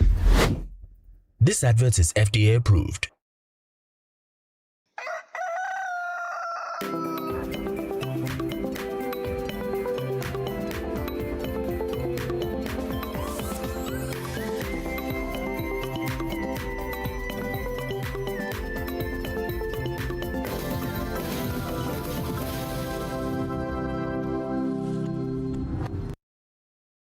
Yeah, welcome back. This is Breakfast Daily right here on Channel 1 TV. My guests are in studio politicians and they are looking at the matter, but they've said they are looking at it from a nationalistic point of view to bring clarity and insight into the conversation. Richard Manuribe, who is a government communications person, and also in Kwanta South, they are very own. He's here with us.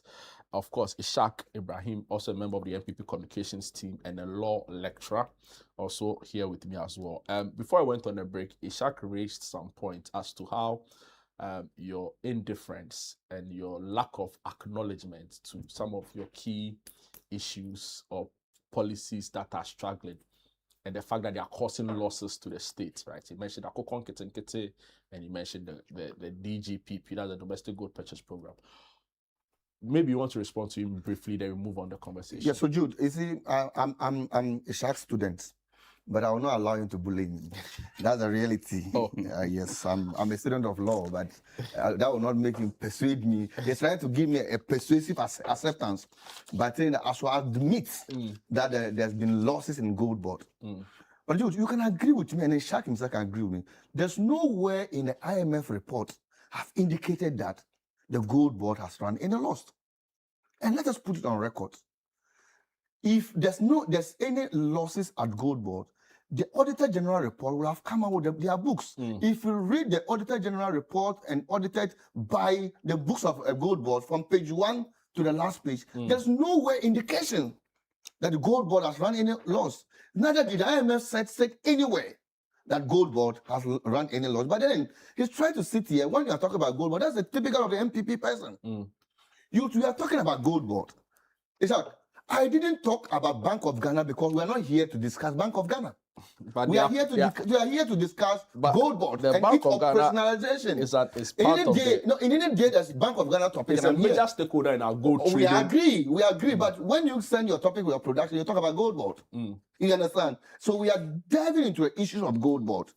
And besides, we are talking about Gold Board. You divert your attention into Akoko Nketenkete and 24-hour market program. The NDC has its own manifesto. And we've promised the Ghanaian people that when we come to power, we are going to do 24-hour economic operationalization in this country. We passed the bill. It's not like yours before. We've sent it to Parliament. The bill is passed. We are building 24-hour market across the country. I have lived in my constituency before. We are using the old modern market system. But if you have a government that is going to expand your market system and that market operates for 24 hours, don't you think people also get jobs? You think about that and you sit here and talk about Busitano making a statement that is there demand for the 24-hour market? Of course. You go to some areas, in my constituency in Kwanta South, if you go to Kwanta South, they operate 24 hours, if not because of the conflict, they operate 24 hours, but they do it on the roadside. You want to buy food, you want to buy any item, 24 hours is there. Go to Medina, 24 hours is there. Go to Nima, or even Osu, Oxford Street is 24 hours. If you have a government... Kaneshi, where I grew up in, right? I don't see people at the... by the roadside, 10 p.m. You should agree with that. There are some communities that... And it's a city. So, it's not a rural area. If you have a 24-hour market, that will operate 24 hours. It will create jobs. But if you, let me clear it, if you say Busitana is not aware of the 24-hour market, the building of 24 hours... No, I'm not saying he's not aware. He's saying he's not part of the secretariat. The structure is not part of the secretariat. But the activities involved. But what are you saying? DDLA is operating 24 hours. 24 hours. The identical one. Identical one is 24 hours. He will mention it. It's 24 hours. That's the 24-hour economy they promised Ghanaians. But it's not the 24-hour economic secretariat that put in the structure. But the woman capacity is part of the... Listen, if you go to the port today, I think you recently the Commissioner of Customs says that you can clear your goods even as late as 2 a.m., 1 a.m. It's 24 hours. That is how it operates. And so if government bring a policy that will stabilize human capital, human resource, and build up an expansion of jobs, we should embrace it because you and I are from the northern part of this country. We know what unemployment means. And so our policy is not that the way it say it's a flop and it's going to come a time. Look, we are not like you who brought Agenda 111, who has now left into Bush. You have not done anything with your president. He was overly ambitious. The 24-hour secretariat also complained that even though the projects are not under the secretariat, their logo and other insignia were used. Of course, it will be used because when the structure is put, if operationalized, there's a bill, isn't it? And the bill become an act. You operate based on the act, isn't that how it operates? So structures are different from each operations. So you get that right. Interesting. So in our case, it's not like you who has put in Agenda 111, put in money, and it's now come to you look at what you did. Nana Bawumia Company Limited, you established. What chunk of money? You remember Nana Bawumia Company Limited? No, that you name it NAPCO. chunk of money has been embezzled there. Misinformation. With no The Secretariat for Misinformation. AKA Nation Builders. I think AKA I think you need to give me 1 minute to clean up. And then so he has made a huge mess. So this you promised the Ghanaian people one village, one dam. Yeah. It didn't materialize. But meanwhile, you've allocated budget for it. Today, recently I've been to a community called Loloto in the northern region, where they've done one village, one dam. There's no single water, even a pot, a spoon of water. Richard, thank you very much. These are the things you've sink the nation budget into. Richard. But we are doing things that will benefit every Ghanaian. Thank you. Stay put. The Ghanaian people give us mandate, and we will deliver for them to be happy. Yesterday, there was a big conference that took place, Election Watch Ghana, where they discussed issues around security. They also looked at issues around elections in Ghana, right? And it focused on vigilante groups and their, quiet rise. Listening to some of the panelists on the program, they made a point that, the whole idea of vigilantism in Ghana has not been completely eradicated. What has happened is that it's pretty much gone into hibernation, only to be triggered when there is an election. In fact, Colonel Festus Abuajo was on the show and made the point that both the MPP and the NDC have what he describes as a gentleman agreement to not prosecute crimes related to vigilantism. So that's the big conversation we'll be having here.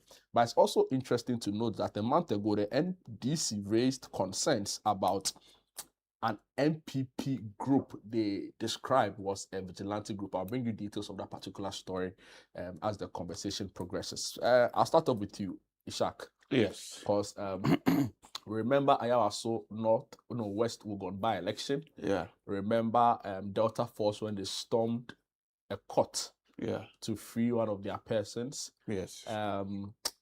It's not a phenomenon that is only related to the MPP. Because even as recently as the Akwatia by-election, we saw Chairman Azoka and one other person with him who tried to assault, or in fact assaulted your national vice chairman, right? So issues around security during elections and vigilante groups. Will you say it was a precedent that worsened under the MPP, for example, during your past 8 years in office? Okay. Thank you very much. I think this American president who famously said, democracy is the worst form of fire. No, democracy is bad, but I think democracy, I've forgotten the title. Which president was that? The point he made was that even though democracy is bad, but it is the best we know so far. There are other forms of governing a country, and democracy is among them, which is bad, but it is the best we know. Because they have tried other this and that systems. In Ghana, we had our fair share. We've tried dictatorship under military rules. It didn't go very well. And democracy is the next thing we are experimenting.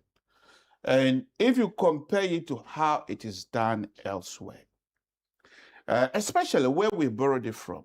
And I think Britain can be a typical example, America and co. They still haven't got it right. There are some few things they are still fine-tuning.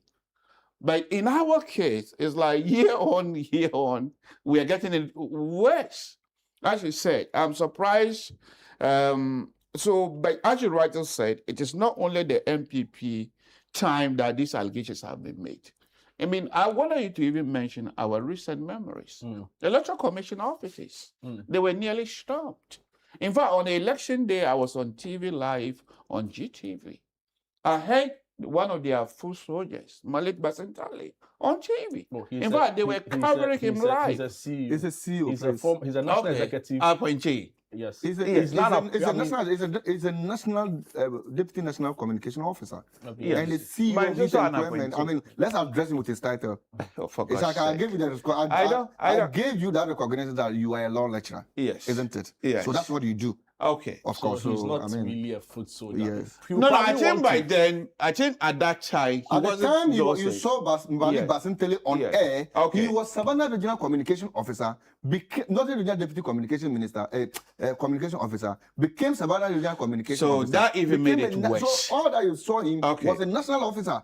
I want to get that on I record. agree with the title you've assigned to What him. did Malik Basintali do? But I said that even made it worse. An officer who is heading a particular, a very important part of a party should be a role model. But he was there on air calling people, the masses, to come out to the Electoral Commission Coalition Center. And the manner that which he was saying it, his body language was communicating violence, violence, violence. And we just saw what happened in the other coalition centers. So yes, for me, MPP have done it, NDC have done it, does not make it right. Totality is wrong. With democracy, just like we are doing here, it's a competition of ideas. Some have flawed policies, such as the NDC. And our job is to point, yes, they have flawed policies. So our job when it comes to democracy is to point out to them so that Ghanaians can make an informed decisions. But over the years, people have benefited from electoral violence. So where there are rewards, people tend to go over there. So I think collectively, all the two political parties, and including the minority parties, we all need to recognize that if we decided to take this particular highway of violence, it will not lead us anywhere. And if we accept that and we sit down, regardless of which political party the person is coming from, if you are wrong, you are wrong. And perhaps you need to be, you belong to prison. Other countries like Britain, if you lie seriously against your opponent, I remember the Bettina Green MP. They cancelled his MPship and he went for rerun. Recently, Nigel Farage, he had even collected money that he wasn't meant to collect as part of his campaign. And then he has to go back to by-election. So if we institute these particular measures, and if people realize that violence does not pay, because if you visit violence, the outcome will not be good for you, then they will stop it. So I think it's for me, it is a collective failure. We haven't done very well. And I think, if my memory serves me right, there was a legislation against political vigilantism. So perhaps the police will share the blame. It's like it's not been seriously taken. Do you know about the Lions of MPP group? I have no idea. They're in the Upper East region. Okay. You know? I've never heard of them. But you know Delta Force. I think I've heard Delta Force. Yes, I've heard Delta Force, but I've not heard of Lions. No, I'm surprised. Lions is quite recent. So how do you explain? I mean, the way you have is like you don't. A month ago. Okay. Yeah. No. I've never heard of that So group. I'll give him the brief of it. But for me, I've made it point clear that it doesn't matter the political party. If you are a violent body, you don't belong to our system. So we can fine tune it, but as I said, with our democracy, it's like every year, especially the extreme one I believe was 2024 election. We saw I think there was a by-election. Is it one of the places where the Howard Commission was attacked? That was Ablekuma North. Yes, I was there personally. On live, journalists were attacked.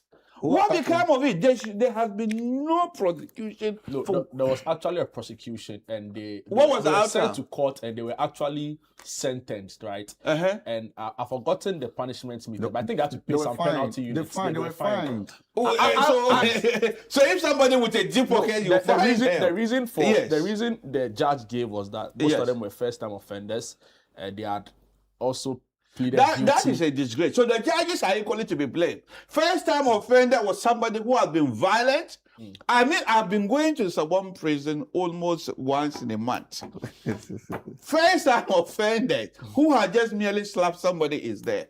Electoral violence, it is actually in the public interest to send people to prison for a long period. That day was very scary. Especially if it's I saw it on TV. The police seemed helpless. Helpless. I had to run for shelter. Yes. And to see a minister, assaulted in that manner was quite... A former minister. A former minister. Yes. Assaulted in that manner was quite... And some of them were on TV justifying it. I mean, some of the communicators, I didn't mention he wasn't there. He didn't bring them to. But even though... some of the people were on TV justifying it by claiming that the minister had previous issue that can equally be blamed. I mean, if somebody is currently attacked, Why do you look into the past? Let's deal with the current issue. Richard, the whole point is that we want to improve our democracy, right? We want the country to be better. We believe that an election, which is a key pillar of our democracy, should not be compromised with some of the scenes we've seen in the past with regards to violence, and even in some instances, the killing of persons. What will be your thoughts on the whole concerns about vigilante groups and their rise? Of course, vigilantism is something we shouldn't accept as when you are building democracy, because it's a purely national security threat issues. And, sometimes vigilantism has something to do with disenfranchising people during election period. Sometimes when they even come, even prevent people to go to the polls and vote. So it's quite scary. It's not something we should accept. That is why, if you recall the last parliament, the 8th parliament, where the NDC had the larger majority, we raised concern about it. And then we passed the Vigilantism Bill, it's Vigilantism and Related Offences Act 2019, Act 999. Did you say the last parliament you had the majority? We have an equal majority, but we have a large we have numbers in parliament. That's what I mean. So we passed the Act, Offences Act 2019, Act 999, so that we have to do away with vigilantism. Because we've lived in this country where we saw what actually happened, what vigilantism has done. You recall in Agbogbloshie, when Amina and Ayarik and Co lost their life, and they brought their life, even a 15 years old boy was gunned down in a cold blood at the polling station, just because after declaring the elections, the NDC candidate won and President Mahama won there. This young innocent girl, Ayarik and Amina, were jubilating, and they were gunned down. These are the concerns. In 2020 elections, what 8 of our gallant Ghanaians fell and died. The Ghanaians raised concern, we all mourn. The then president, Nana Dankwa Akufo-Addo, came out and said only few regretted deaths were recorded. In Ayawaso West Wogon, what happened in Ayawaso West Wogon was clear, and I saw. At the time we were going to vote in Banda, you remember, when the General Assembly in Banda, a teacher who was just going to vote and to register, and they were challenging his identity, was beaten to death by vigilantism.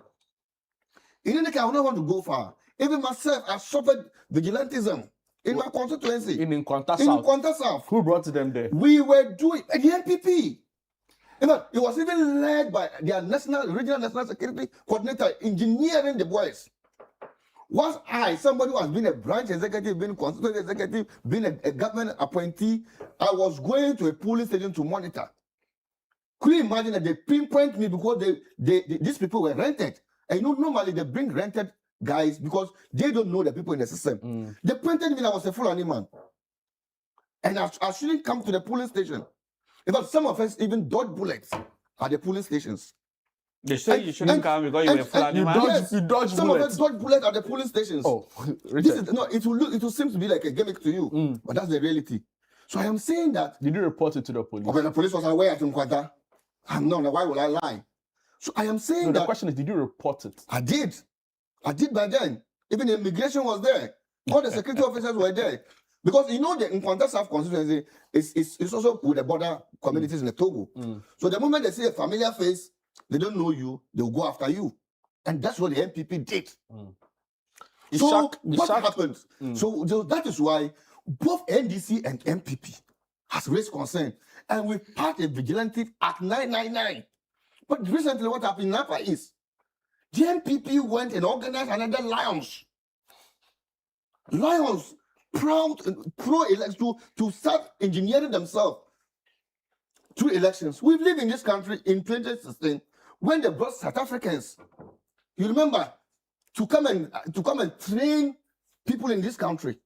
And then after they even won election in 2016, you remember the castle allegation where people were trained with white shirts as to how to attack the NDC people. Like you said, it was an allegation. Yes, but some of them came out and they ran because the media exposed them. Your people, where Menasi have to run for Sik Asalam. Have you forgotten that issue? I mean, the point is that both political parties are guilty of this. Right? So these are the things that we listen. The NDC, as we are saying, you link the case to Azoka and Chamambuga. The NDC never had anything like vigilantism. At the time, we realized that we had no hope.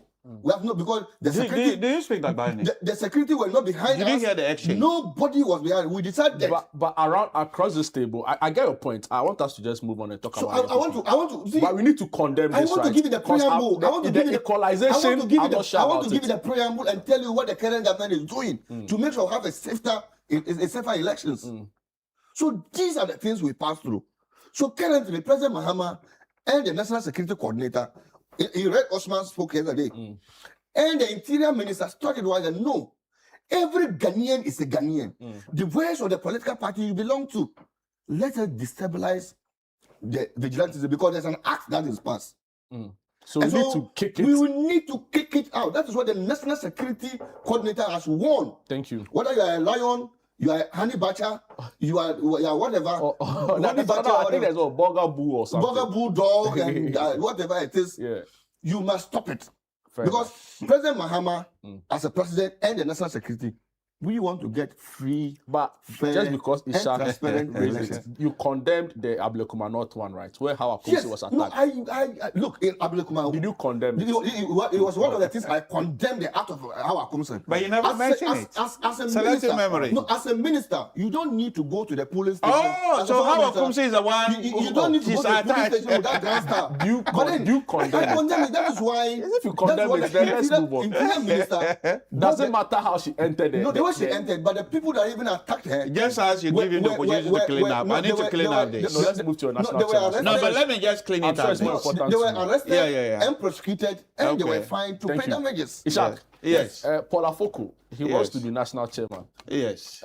Do you have interest in who becomes? Well, my interest is somebody who ultimately help us to win power from these incompetent people. I've listened to Paul Afoko. I don't really have anything particularly against him. But I think listening to all of them, my money seems to be on John Boydu. Really? Yes, yes. I think over the years, when I looked at his performance as a general secretary, he seemed to have done very well. And with that experience, becoming a chairman, I think he can help us deliver. But in 2024, Yes. under his tenure, Yes. in 2020 rather, he lost parliamentary ground to the NDC. Yes, In a yes. manner that was quite significant. Yes, it was significant. But as I said, how best can I put this? I've listened to all of them. For something, there's some spirit in me that think John Boydu is the one. John Boydu is the right Not person. even to help Boakye us. Jackson. No, no. Wow. Yes. Interesting. John Boydu. We have been told that Chairman Wontumi has withdrawn. Have withdrawn, from, yes, from yes. the race. How about the general secretary race? A race. I think the current general secretary, I believe he can continue the work. You see, in 2024, we had a difficult period. We all recognize the economic crisis, especially when your opponent was a group of corn people who would say anything at all to win an election. Corn people is a When you say strong corn word. people, what does that mean? Corn people is a strong word. Okay, so what better word can I use? A group of deceitful people. Frying pan to fire. From corn, deceit is better than that. Okay, It's so like, they your will point say is wrong, anything. your point is Yes, wrong, they will say anything for power, and especially when people are already in difficulty, and they say they have the magic, whatever they had, they can deliver. People are bound to perform. I mean, performance cannot really reflect in people's individual efforts. And on the note of who becomes the NPP chairmanship, we'll be following that very keenly. Okay. When you came, you said hello to Chairman Esedu Ketia, right? So Yes, you've so, already- but you see, I Richard. agree with you. But you see, Chairman Foko just raised a very serious concern that there's disunity, there's deceit. He didn't say No, that. but he said you want to bring unity. Yeah, you but want to bring the cracks. more And unity. you want to so it means More that unity there's doesn't a mean big that problem. there's But so disunity. when you have a chronic Yeah. and deceitful, a chronic and uninformed flag bearer, that's what happens. Thank you very much, Richard. Manu Ribe, he's a member of the government communications team, and also Ishaq Ibrahim, a member of the NPP communications team. On that note, to bring today's show to a close. But the good news is Breakfast Daily actually continues with Edno Safo and Chris Carter. Bye-bye.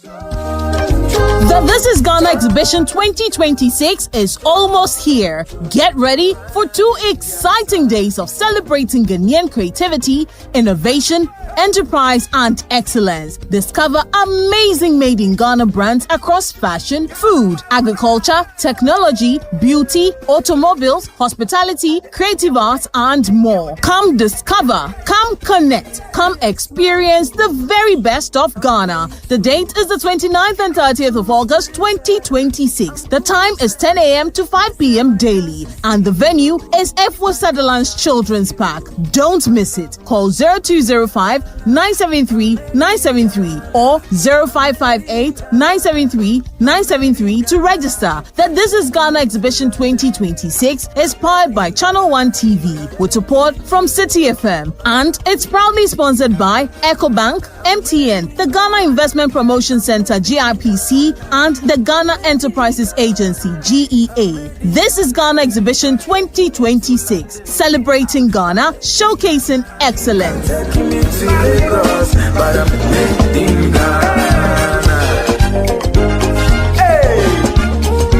Charlie, the Friday is set. Let's get into the world of sports like never before. Join us every Friday at 7 p.m. on 97.3 City FM for Sports Panorama, your ultimate destination for all things sports. From the thrill of association football to the excitement of basketball, tennis, athletics, and even emerging sports, we cover it all. Whether it's the Premier League or the latest NBA showdown, we bring you the stories behind the stars. If you are going to be given this kind of treatment, then you need to be that guy. When I look at him play, he is not it. And don't miss the prayer of the rabbi.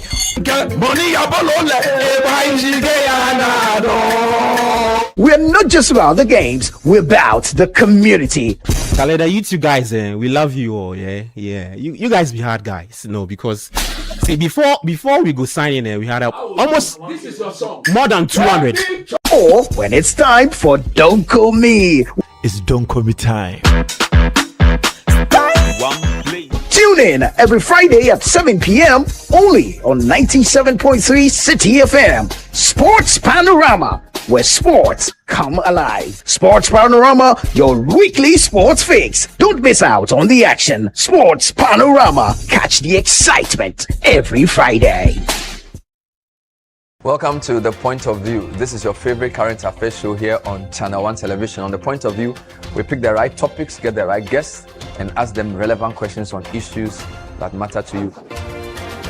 With the complexities of the issues happening around us on a daily basis, it's the hard-hitting conversations and the probing questions of The Point of View. So what is the Public Account Committee's job?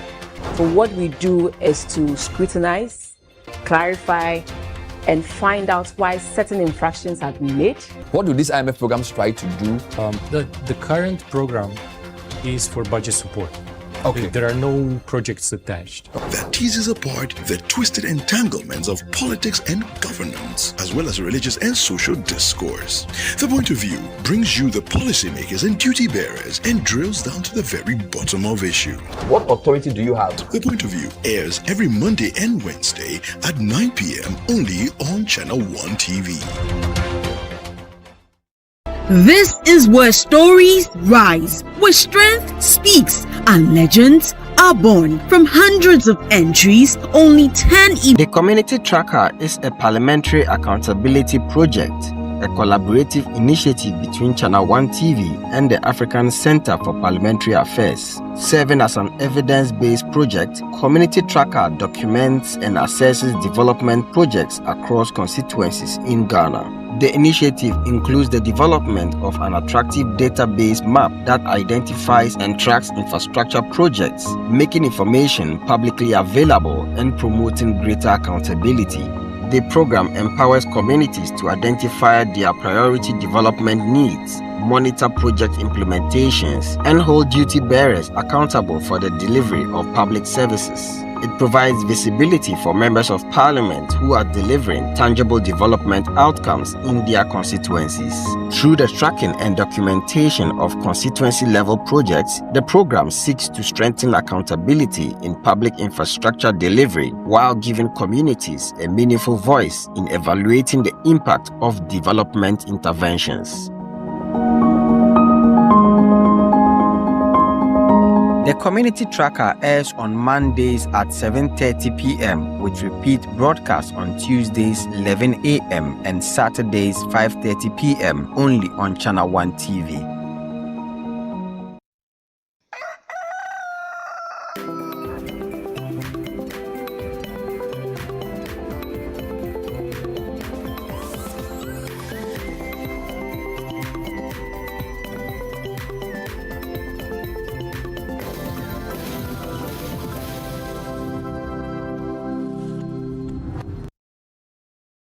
Good morning.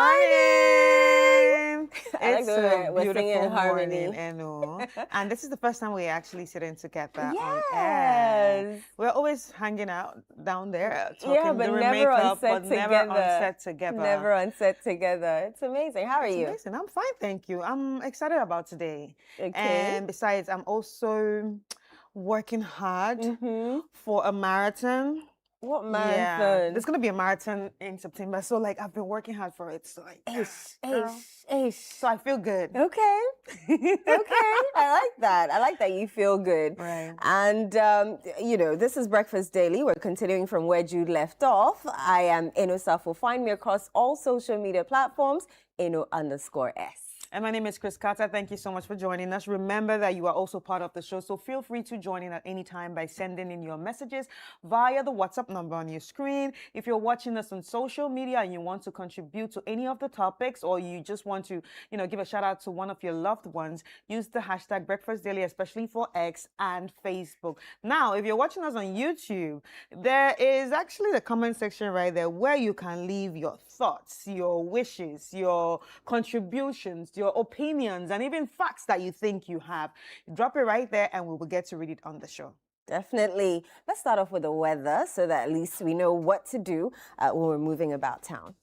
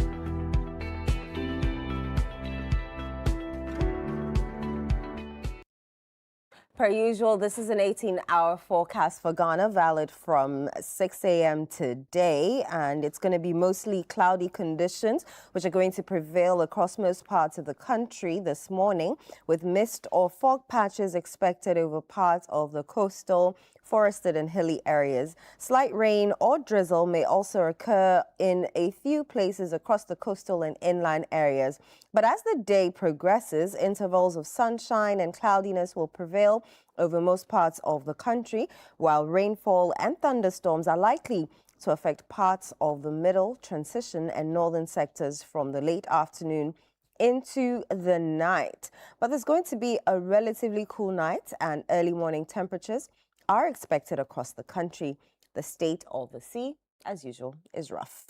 All right.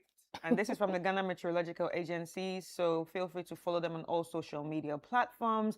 They're on X, they're on YouTube, they have a WhatsApp channel and also a TikTok account. So follow them and stay updated. You might as well also add any weather app on your Play Store, either on your iOS or on your Google Play Store.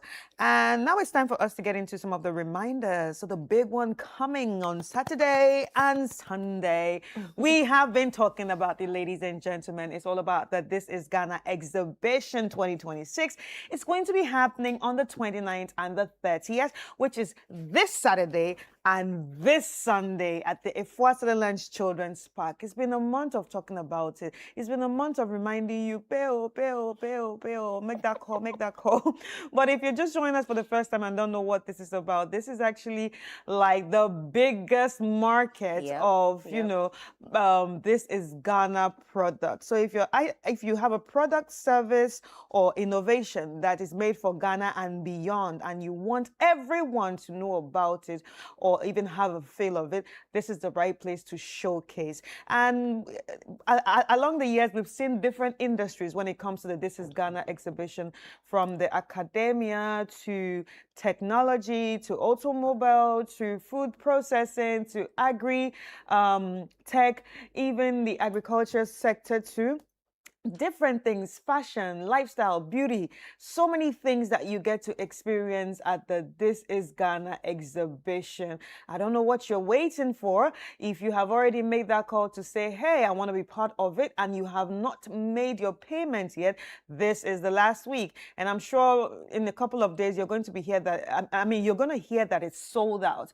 And definitely if it's sold out, there's nothing we can actually do for you. But for those who will want to experience it, we just want to remind you that this is going to be absolutely free. It's happening at the Efua Sutherland Children's Park from 10 a.m. to 5 p.m. daily. So please tell a friend to tell a friend to tell a friend that the This Is Ghana exhibition is this Saturday and this Sunday. I want to say a very big thank you to our sponsors, MTN, EcoBank, GIPC, and GEA. Thank you so much for being part of this year's This Is Ghana. Alrighty, I can't wait for this weekend. We would love to see all of you there, so definitely make your way there. If for nothing at all, you come and see me and let's have a chit chat. That would be wonderful to see. The Blangsons is a drama series that shows on Channel 1 TV every Thursday at 7:30 p.m. You certainly don't want to miss all the drama that happens within that family. If you miss it on Thursday, though, do remember that they show it Fridays 11:30 a.m., Saturdays 7 p.m., Sundays 4:30 p.m., Tuesdays 2:30 p.m., Wednesdays 8:30 p.m. Like I said, it's a drama series and it's wholly produced by Channel 1 TV. We have amazing sponsors: Nasco Electronics, Lizzie Shito Out Insecticide Mosquito Spray, Everpack, and Lele. All right, that's the Blangsons for you, and I hope you watch it and even put it on your reminder. That's going to be happening tomorrow. Actually, he's going to be showing it tomorrow. Yes. But we also like to remind you that the Channel 1 News app is live. You know, it's the best place for you to get all the current news in Ghana and beyond, and also it's very informative. So I'd like to call it an informative infotainment. Infotainment. A bit of information. There's a bit of information. There's a bit of entertainment. There's a bit of news. There's a bit of it's exciting. You understand? It's a whole world of everything Channel 1 News. So just head to your Google Play Store and look for the Channel 1 News, and then you can actually install it, and it's very user friendly. It's not hard. It's not difficult. Just what you see on the screen. So you all get the to news at your everything, and you can even go back to any news if you're missing or you missed out on it. You can go and read about it. We have different articles on different topics. So go out there and then download the Channel 1 News app, and you can use it everywhere as long as you have the internet. And that means you'll be carrying the news in your pocket and in your bags. Very easy. Very easy. Alrighty, it's time for what's trending. What has been happening on social media?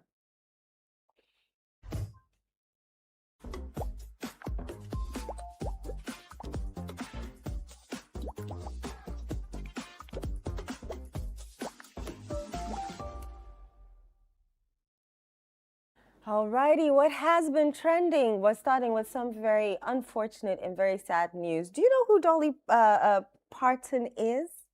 Yes, I do. Unfortunately, she died. I do. Yeah, she is such a legend. I don't think if you love country music, you have not heard about her, but she's a legend who unfortunately passed away. But I mean, at the ripe old age of 80, I believe that we should be able to celebrate her. She's a global icon, a humanitarian, and she's known to the world as a beloved singer, songwriter, actress, philanthropist, playwright, author. And she died peacefully today in Nashville, yesterday, Nashville, Tennessee. She was 80 years old. Unfortunately, she had been battling some health problems and even canceled some shows because of that.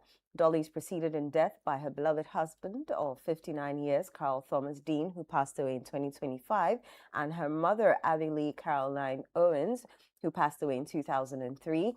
Her father, Robert Lee Parton, who passed away in 2000. Her life shone bright enough for the world to see. She will forever stand as an inspiration, not only through her timeless music and prolific songwriting, but also her wit, warmth, kindness that made us all feel like a family. Her legacy is one of love, compassion, and resilience. With a 7-decade career, she really did inspire a multitude of generations. It cuts across everybody, artists and fans, with her music and an unwavering commitment to making the world a better place. Now, at her request, and I think we should all be doing this, figure out how or where you want to be buried. She has requested a small private service, which will be held for immediate family. But her fans and friends are not left out. From around the world, she's asking that if you're encouraged to pay tribute to her, you do so on social media by tagging at Dolly Parton or by leaving a message at dollyparton.com. In lieu of flowers, the family asks for donations to be made to Dolly Parton's Imagination Library at imaginationlibrary.com. We have the announcement of her passing. Let's take a quick look at that. Hey everyone. My name is Brian Seaver, son of Cassie Parton, and I'm representing the Parton and Owens family today, announcing the passing of my Aunt Dolly Rebecca Parton Dean, sister, sis, Aunt Granny to one generation and Gigi to the next. This video announcement is something Dolly asked of me years ago, before I fully absorbed it as a future reality. As her head of security for more than 2 decades, a role my father Larry held before me, I have imagined the heaviness of this moment, but haven't truly felt it until now. It is an honor that is mixed with absolute pride and great sadness. But sadness lies with us, not with Dolly. Dolly has lived in the light and is in the arms of Jesus, surely met by Carl, her parents, and countless others who have watched her and longed for her to meet them in the heavens. I first went on the road with Dolly as a kid, getting a taste of the road life in the early 1980s. Dolly opened doors not just for me, but for her entire family to reach the potential we didn't even know was possible. Dolly also opened doors for generations of singers, songwriters, musicians, and dreamers from every walk of life and across every continent. By her example, we believed that anything was possible. She never saw a door she couldn't open, and the doors she opened made and changed history. My family and I have shared a lifetime of beautiful memories with Dolly, but so have you. She has always been on your television, your record player, your CD, and on your phone playlist, becoming an extended part of your family, whether you liked it or not. Our family and the team she has entrusted with her legacy will work diligently to ensure her spirit will live with us forever. Dolly was a farmer, just like her daddy. He farmed the soil, she farmed songs and happiness. Dolly called me and said she wants to rest in a beautiful bed of plush cotton because after a life wearing heavy rhinestones, she finally deserves to be comfortable and have some rest. Rest in peace, Aunt Dolly, Aunt Granny, Gigi. May God bless Dolly Parton, and may God bless you all. She will always love you.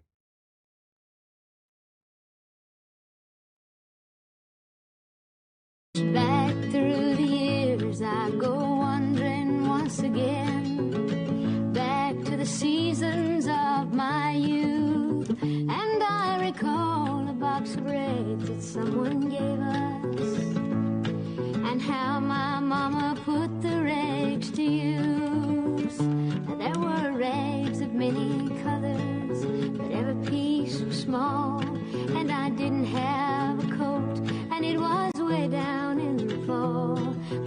sewed the rags together, sewing every piece with love. She made my coat of many colors that I was so proud of. And while she sewed, she told a story from the Bible she had read about a coat of many colors Joseph wore, and then she said, I hope this coat will bring you good luck and happiness. And I just couldn't wait to wear it, and Mama blessed it with a kiss. My coat of many colors that my Mama made for me, made only from rags, but I wore it so proudly. Although we had no money, I was rich as I could be in my coat of many colors Mama made for me. So with patches on my breeches, holes in both my shoes, in my coat of many colors, I hurried off to school, just to find the others laughing and making fun of me and my coat of many colors that Mama made for me. No, I couldn't understand that, 'cause I thought I was rich. And then I told him of the love my Mama sewed in every stitch. And then I told him all the story that Mama told me while she sewed, and why my coat of many colors was worth more than all their clothes. They didn't understand it, and I tried to make them see one is only poor only if you choose to be. It is true we had no money, but I was rich as I could be in my coat of many colors Mama made for me. You're watching Top of the... That's one of the most iconic songs ever, especially when you talk about Dolly Parton and also Jolene. Yeah. Jolene too. Yeah, that's a very good song as well. And you know, when you were reading everything about her, one thing I can really take, I can picture about her is her wit. Yeah. She has a wit. Even in movies. Even in movies, there's something about her. She's very fashion forward. She's Her always on iconic, point. huge And she hair. did, and you know, she's actually someone that showed us that there's no limit to what you can do. Of course not. You know, even as a songwriter and a musician, she also went into acting. She has a cookbook. She has a mini cook show. Yeah. I think she and her sister has that one. And now the Imagination Library that you talked about. So it's her NGO, because she has written some children's books. So they gift children books from the age of birth till 5. Yeah. So that's why she said you can donate to that too. And I don't know. So that it keeps running long after. Oh, she's gone. Rest in peace, Dolly. And, you know, our hearts and commiserations with her family. I am sure that they're going through a lot. But you have been commenting. Let's see what you've been saying about the unfortunate passing of Miss Dolly Partonson. At Celine Dion, Dolly, you were pure light with a kind heart and a generous spirit. We will now be missing one of the most joyful voices this world has ever known. Thank you for the music, the laughter, and the love you gave us all. We will always love you. Rest in peace, Dolly. Celine XX. Daryl Shim, pardon me, August 25. We lost one of the greatest legendary singers of all time, Dolly Parton. Her music spanned for decades. I loved all of her songs and remember them. My condolence to her family. She will truly be missed. At Marlene Lask JA6, she will be missed with a sad emoji. And at Eric Doe, that's Eric Doherty, beautiful mass amounts of flowers and signage are being placed from fans to honor Dolly Parton in Brentwood, Tennessee. And Cyberstar says, so this whole time, Dolly was hiding it from us and saying she was okay and didn't want to worry us. Now I feel more sick. OMG. This is your choice of fade, yeah. At 9:25 tonight, the Empire State Building lit up pink for Dolly Parton. That's so sweet. Yeah, that's so That's sweet. so sweet. That's so sweet. And Horror Hijabi, God, I hate cancer so much. Don't we all? Don't we all? The icon. The icon. I feel like there was pink in everything she wore. Yes. Like there was a touch She of loves pink colors. in everything Yeah. she wore. I Yeah. loved her iconic big hair, hairdos, you know. her makeup, her signature look. She was really fashion forward. She was. Yeah, and I think we can all pick something from this. You know, that there's no boundary to whatever that we can do. A lot of times when people when people said to do a lot or know how to do a lot, people say, "Oh, stay one place. Stay one place. You are everywhere." Jack of all Jack trades. of all trades. But you know, at the end of the day, this is inspirational because she made her name in everything. She stamped her feet. Yeah. She stamped her presence in Yeah. everything or in every sector that she delved into. Mhm, mhm. And I think we should learn from that. And also let us inspire people before we leave the earth. Definitely. You know? May she rest in peace. Yeah, apart from the music, she rest in she's peace. thinking of children reading. Yeah, she is. She is a writer, an Yes, author, and so yeah. the Imagination Library, I'm sure, will continue to live Yeah. way past The next one. Also, Donald Trump said they're flying the U.S. flags at half-mast Today, yeah. in honor of Dolly. And so, yes, indeed. Rest in peace, Dolly. Commiserations, as I said, with her family. I'm sure these will be trying times, but God's got you. Yeah. Always, always, always. All right. So next one, we are moving to sports. On a lighter note, an exciting one.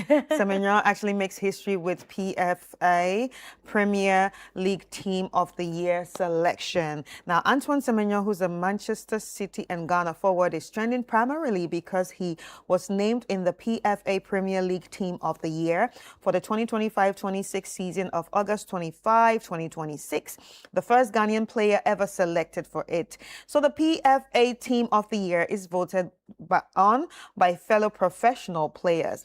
Now, Semenyo earned a place in the forward line alongside Erling Haaland and Igor Thiago of Brentford, and the full XI featured heavy representation from champions Arsenal and runner-ups Man City. So we have the four: Nico O'Reilly, Ryan Shaki, Haaland, and Semenyo, plus Bruno Fernandes of Manchester United. Now, the Caps of Breakout 2025-26 campaign.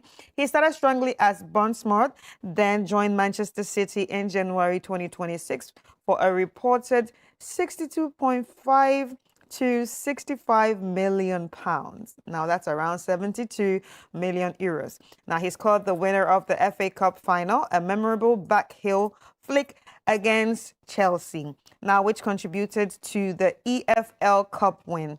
Finished with 17 Premier League goals across both clubs, breaking Tony Yeboah's long-standing record for the most by a Ghanaian in a single PL season, and also made an intermediate impact after the move. And now I want to say congratulations to Ghana's very own Antoine Semenyo. Semenyo. It's how they pronounce his name first. Semenyo. Semenyo. Semenyo. Congratulations to him. This has been good for him. Yeah. Yeah, this year has actually been good for him. And you know, I realized something. Anytime he goes back to his team, he's amazing. He's amazing. It's all the players, I'm all not our saying, foreign players. I'm not saying he doesn't do well in the better. Black Stars. No, Well, say anytime it as it is. anytime All he our goes back players there, are better in their clubs, but when they come to the Black Stars, I don't know whether some people say it's because they don't spend enough time together, but no. It is. No. It is actually. No, what you don't understand They that played better at the World Cup and they hadn't even stayed longer. they played better at the World Cup. Yeah, they because- weren't camped for that long, because but Ghana was watching them. But don't we always watch them? And they could see on social media No, that Chris, we if always they come watch back them. not doing anything, that they will not even come back to this airport. But they never come back anyway. Well, they know they will not come. They will not cross the airport for a long time. They never come back anyway, so that's not an excuse. But yes, they play much better when they are with their teams. I guess the cohesion is there. They have better managers. And they spend more time together. Well, so it's still about spending that's time. 0.05% of the whole equation. So yeah, there are comments on this, Chris. Yeah. Take it. Let's check out the comments on this. So we have at Opana_1, Antoine Semenyo becomes the first ever Ghanaian player to be named in the PFA Premier League Team of the Year. Well deserved. At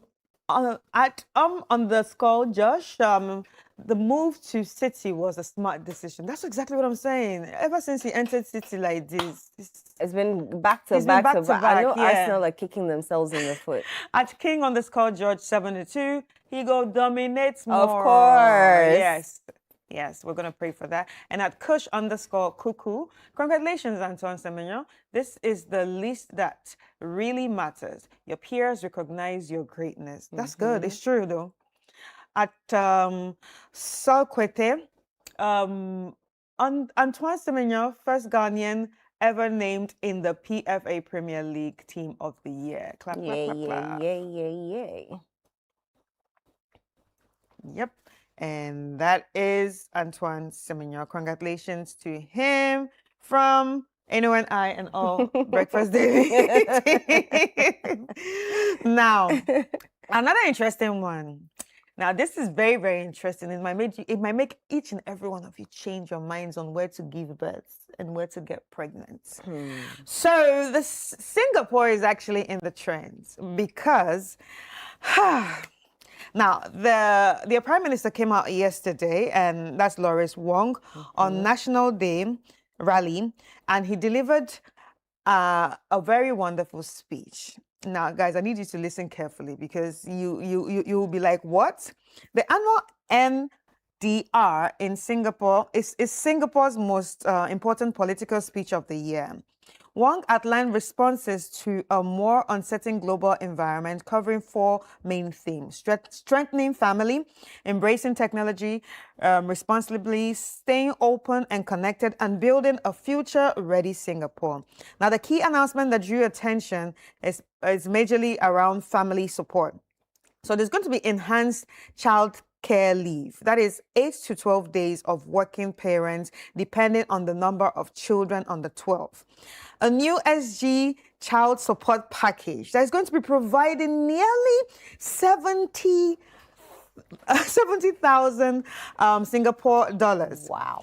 In direct financial help for Singaporean children up to the age 17 and lower full-day childcare fees, targeting 150 Singaporean dollars month by 2030. Now, housing measures included high income ceilings for BTO flats and executive condominiums under other announcements. So I'm just going to go through everything that he said for childcare.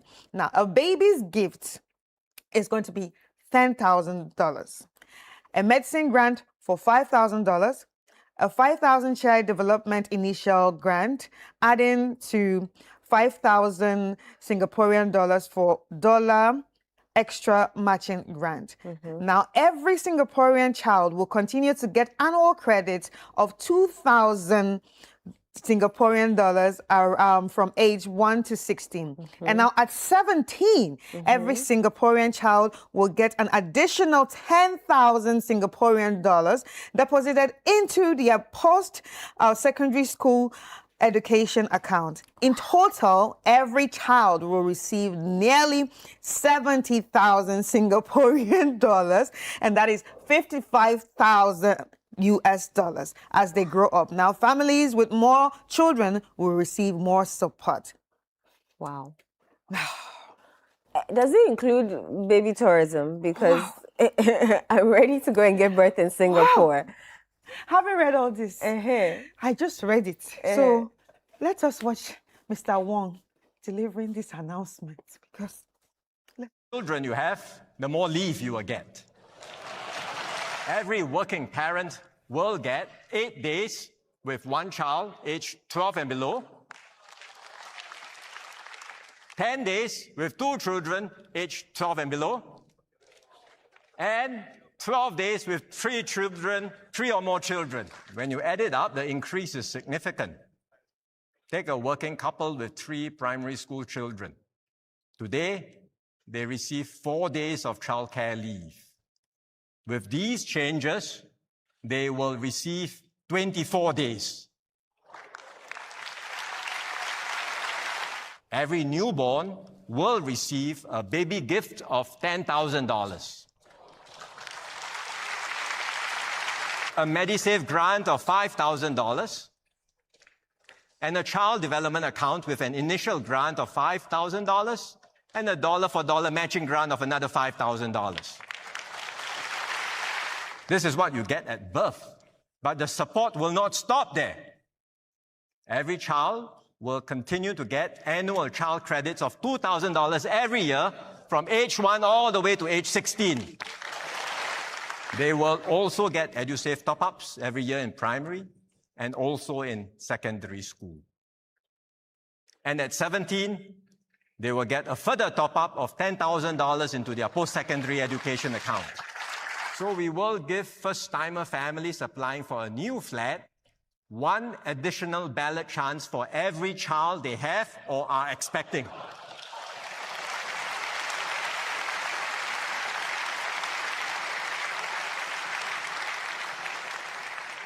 This will significantly improve their chances of getting a flat. So the more children you have, the more ballot chances you will receive. These days, Singaporeans are marrying later. By the time they settle down, many are further along in their careers and earning more. So we will raise the income ceiling. For BTO flats, it will go up from $14,000 to $16,000. For executive condos, from $16,000 to $18,000.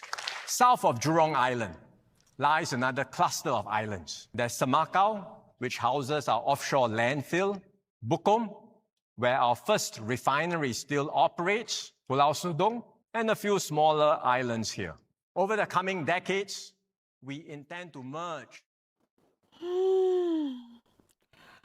We have some comments. Let's check out some of the comments, and when we come back, Eno and I will tell you exactly how we feel this morning. Yep. All right. So the first comment is at Uges2. I wonder how the place is run. You never hear anything bad there. Crime cannot be at 0%, but still. Now, at Just Mikey 6, this is normal in Germany. Kindergeld. It's 258 euros, or in some cases, 320 euros per month for each child for birth until the child turns 18, or 25 in some cases. At QTRL_X, now to go into Singapore and go multiply you.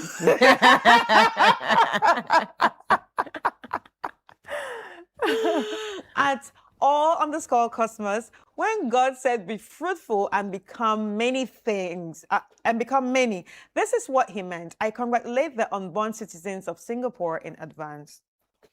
Unborn citizens. I swear, you know. At Mo Gat Cleaners, my daddy didn't tell me the truth. I think I'm from Singapore. At Damus Man, not enough. The payment to mothers to have a child needs to replace entry-level job payments. Well, that's another. Doesn't know what he's talking about. So X-Freeze, at X-Freeze, Singapore just went into, well, it's just going. Okay. All right, so that's it. That's it. Yeah. Chris.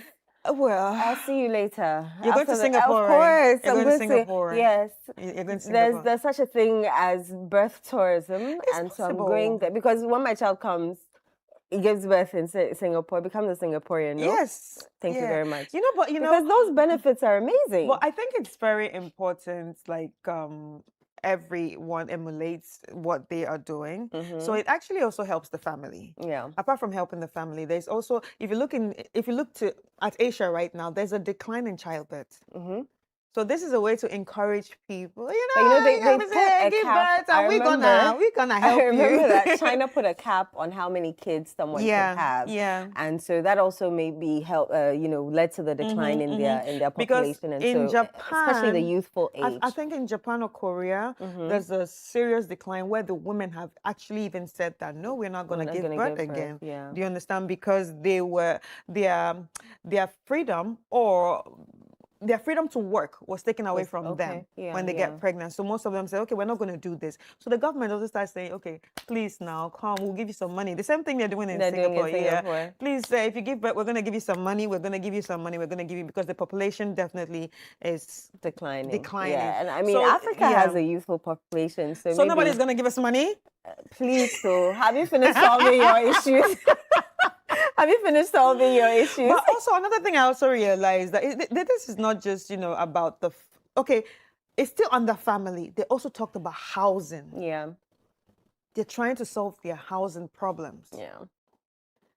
See, there's a video of We're the going day. to Let us check Singapore. out the video of the day, and then we will come back with us getting into our communities.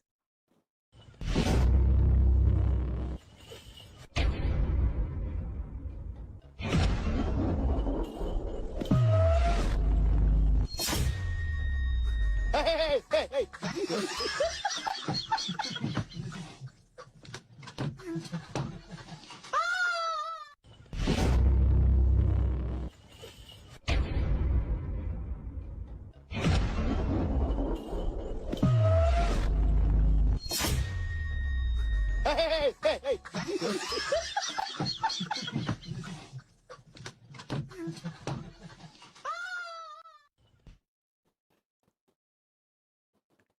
This is the kind of the situation that Ghanaians say, "Obe can occur," right? Yeah, Obe can occur. You're gonna tell the truth. You do me, I do you. Man no go vex. Man So no why go are you vex. Why are vexing? you angry? But then again, talking about Singapore, this is what Africans like. We need to shift our mindset. So, from we picking have sand so many issues to deal with. I developing don't think ourselves. we have extra money to be giving. You give birth, I gave you money. No. We don't have that kind of money. We probably don't have that kind of money yet because we already have a lot of jobless people even giving birth. Yep. That's the truth. That's true. So nobody's going to beg you to say, don't give birth. Yeah. So give birth. We have so many issues to deal with. Yeah, There's no birth. galamsey. Yeah, there's galamsey, no There's- birth syndrome. There are not enough hospitals. There's schools Everything. under trees. There's so many issues to So deal with many before we issues to can deal with. even think of giving out money for stipends to people, Yeah, stipends to people for giving birth to however many children you want to.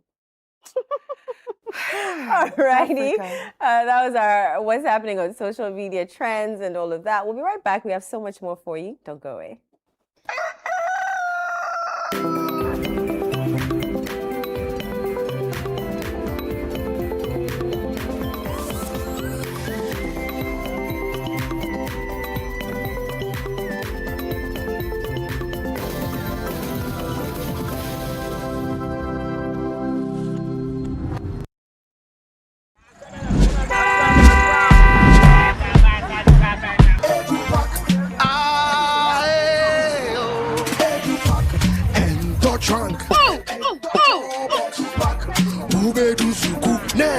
This is the old way. Let me show you a new and a better way. EduPack. EduPack? Yes, EduPack. A GS-approved and supported initiative for all first-year students going to SHS by Prospectus Ghana Limited. Now you don't need to go to the market. All your trunks, mattresses, pillows, including plastic chalkboards, are all waiting for your child at the school. Note, all our wooden chalkboards are being changed to plastic ones to avoid bedbugs. You can also register by dialing *713*821# following the prompts, or you can visit www.edupackgh.com and tap register. You can also register at any ADB branch near you at a very affordable price. EduPack, approved and supported by GES. Every year, there is a place where the atmosphere shifts, where praise becomes a sanctuary. Hello, family. My name is Perez Music, and I'd like to invite you to Glorify 2026, happening right here at the Victory Bible Church International Dominion Sanctuary inside our ocean. It's happening on the 30th of August. Joining me this year is my big brother and a mogul, Minister Joe Metto. We also have a special monologue by Jeffrey Norte. And my brother King's Kid is also going to be here. Yes, come let's celebrate God for his goodness and mercies at Glorified 2026 on August 30th, 2026. Doors open at 4 p.m. prompt and the venue is Victory Bible Church, Dominion Sanctuary, Awoshi Bayard. Media sponsors Channel 1 TV, City FM. Come ready to encounter.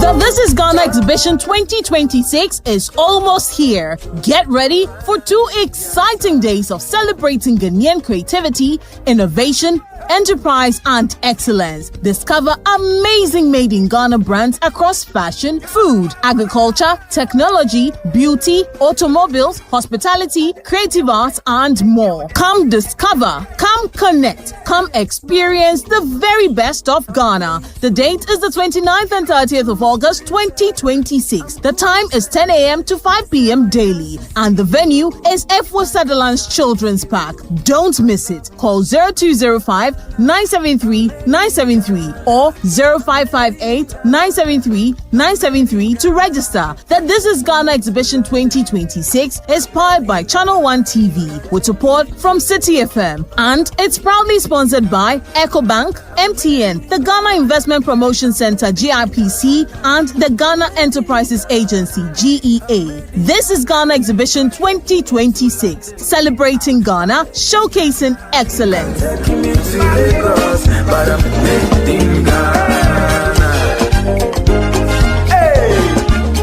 Welcome to The Point of View. This is your favorite current affairs show here on Channel 1 Television. On The Point of View, we pick the right topics, get the right guests, and ask them relevant questions on issues that matter to you. With the complexities of the issues happening around us on a daily basis, it's the hard-hitting conversations and the probing questions of The Point of View. So what is the Public Account Committee's job? So what we do is to scrutinize, clarify, and find out why certain infractions have been made. What do these IMF programs try to do? The current program is for budget support. Okay. There are no projects attached. That teases apart the twisted entanglements of politics and governance, as well as religious and social discourse. The Point of View brings you the policymakers and duty bearers and drills down to the very bottom of issue. What authority do you have? The Point of View airs every Monday and Wednesday at 9 p.m. only on Channel 1 TV.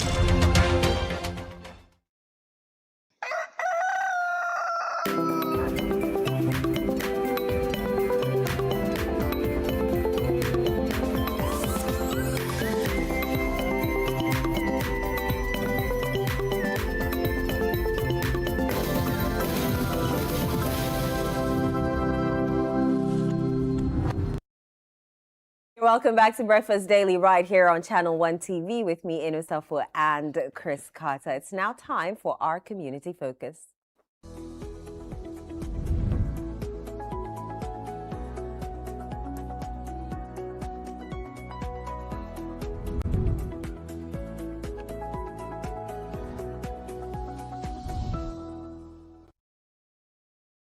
All right, on today's community focus, we're going to Medina, where the residents there are complaining about the encroachment of some people on some electricity poles and high voltage lines located dangerously close to homes and shops.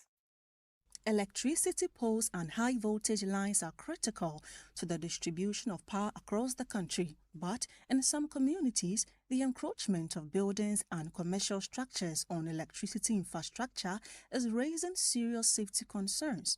At Rawlings Circle in Medina, electricity poles and distribution lines are located dangerously close to homes and shops. The situation has left some residents worried about the risk of electrical fires and electrocution.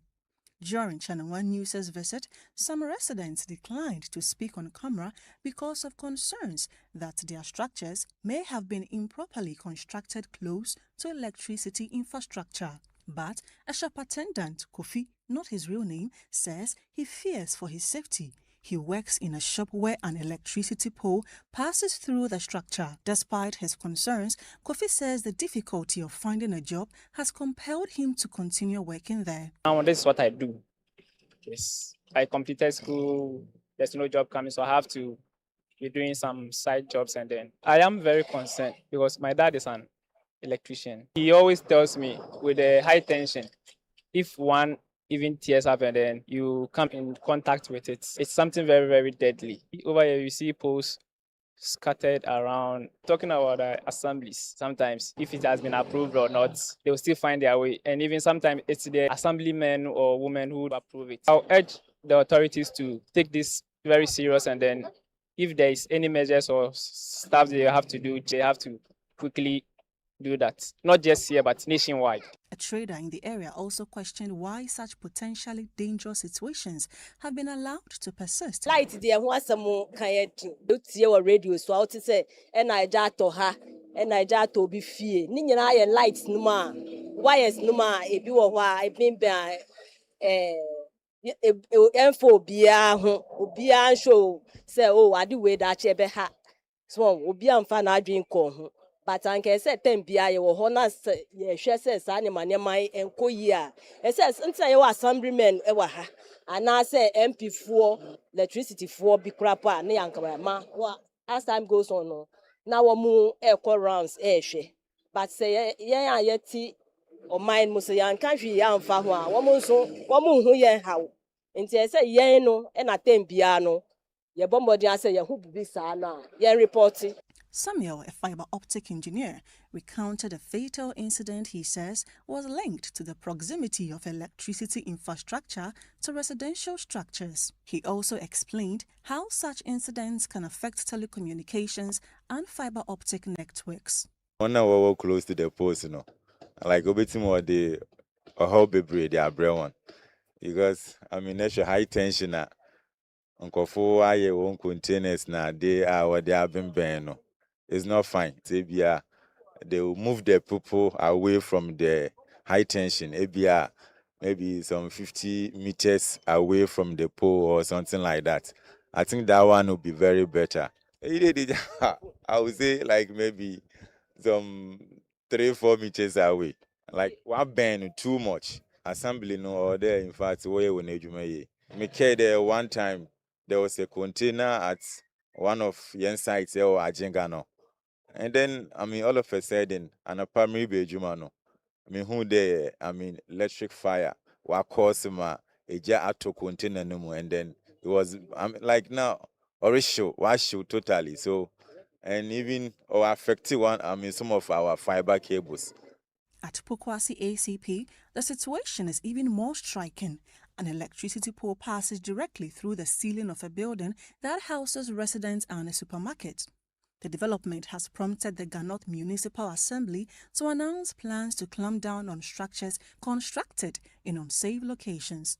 The Municipal Chief Executive, Akwete Agbo, has condemned the construction and says the Assembly intends to work with the security agencies and utility providers to remove structures that have encroached on electricity infrastructure. We are not just demolition, but we are also educating them. The owner was not granted a permit. In fact, he's not having a permit at all. We've given them notices to move. We table this during our special planning committee, which we have all the major stakeholders like Lands Commission, ECG, and Fire and Immigration. Is something that we are really collaborating with. We are going to ensure that together we can deal with these issues once and for all. The works engineer is actually working on it to get the property demolished. Every activity under the utility have to go.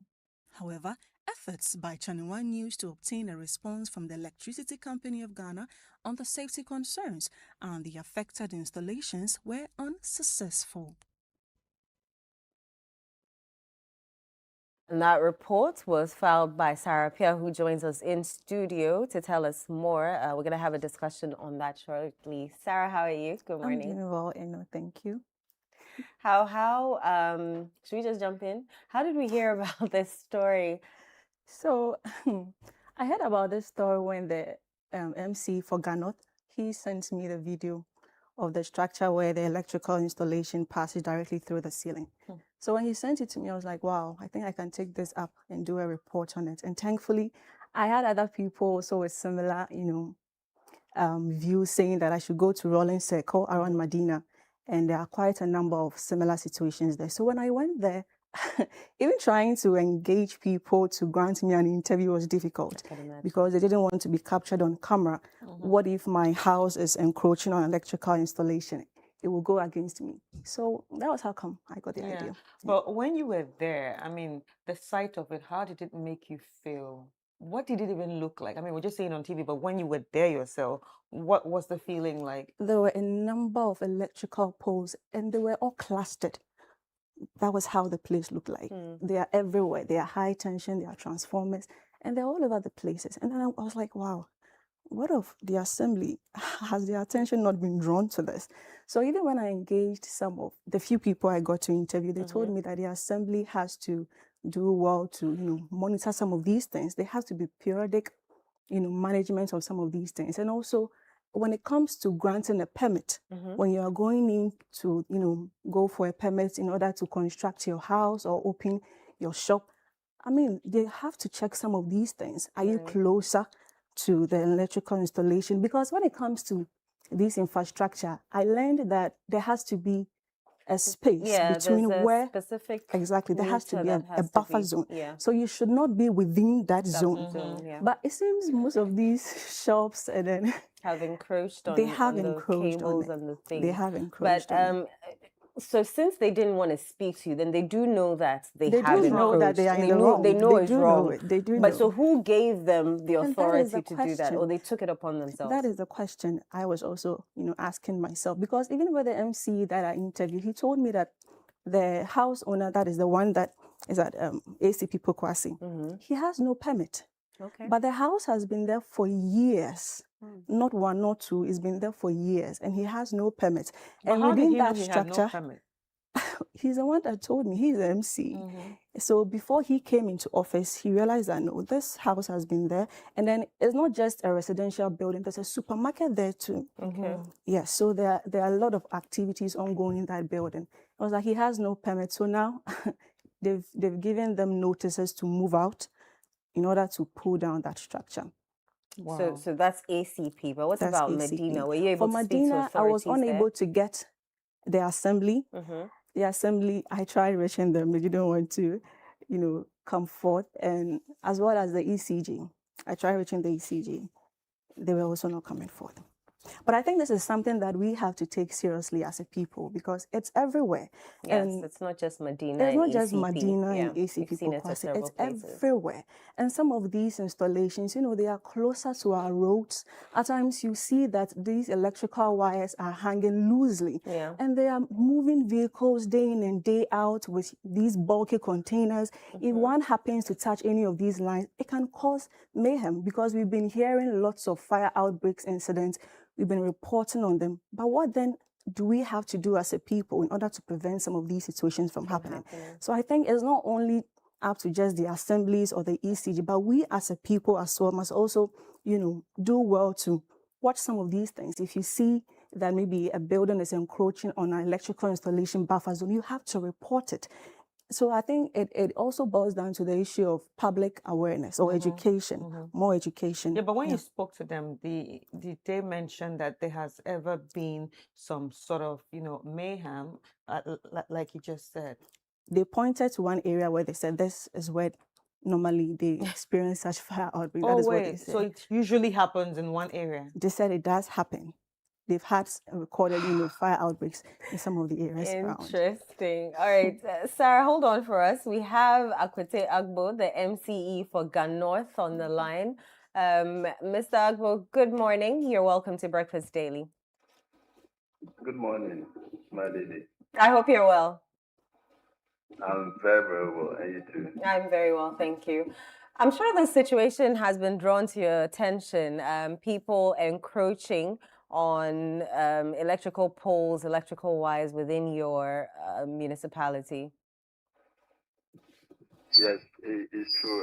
It's something that it has happened in some areas within the municipality, and you could see that at times some containers and temporary structures, you see people in an attempt to find a place to do their business, they try to cover or let's say mount the containers around where the ECD or utility service lines are. Then what is also shocking is that, like your reporter just said, you see a developer building a house, and they build the house around a utility pole, and this is something that is so serious that we are working on to ensure all those structures are pulled down, because those utility lines is meant for everybody, and it also helps in the urban planning. So if very utility lines that people are shifting just because they want a space and to build, then eventually we are crowding the city, and if we continue to crowd the city, we all know the consequences. So this for the assembly is not taking lightly at all. But try our best to be able to address all these problems. And some of these problems have occurred in the past 7, 8 years. Yeah. So who is actually accountable on checking these things before it even happens? One is the municipal assembly. And most of these people actually do this during the weekend. And you see, the municipality too is a wide area, but the best thing we could do is to at least community members have to also get involved, because we live within the community, we live within the neighborhood. So if something is going on wrong and it flows to a report, at times our task force or whatsoever cannot be everywhere at the same time. And those that have the resources, if they know what they are doing, trust me, within a maximum of a month, they can put up a structure. They work day and night, especially if they know that the assembly will not work maybe after Friday and Saturday and Sunday. They plan in a certain way that they have more laborers and materials. Then they come and work heavily during the weekend. And by the time that it comes up, the structure is there already. And most of these structures have no permitted stuff. Right. But have you had conversations with the owners of these buildings, say the landlords, the shop owners? Because you just mentioned that you are going to be, working to bring these buildings down. So have you had any conversations with them? How ready are they for what action you're going to be taking next? Thank you. Majority of them that we've identified, we've actually given them a sermon letter. Some of them to, especially the temporary structures in Delhi, we've worked on some of them. I could remember some around myself in about quickly the task force went in to ensure that the container that was mounted around the service pool is actually moved, because and then there are some of the structures also that would give them sermon. So notices. So if the time elapses, we are going to clear it, because most of these property owners were not even around. They've actually rented it out, and you have innocent people that are having their belongings in it. Some of them too is their whole capital. So we need to give them ample time to take them out. Ms. Agbo, I'm struggling to believe that some of these structures are built overnight or over the weekend. And I'm saying this because we're seeing currently on our screens a whole story building that has the security pole enclosed within it.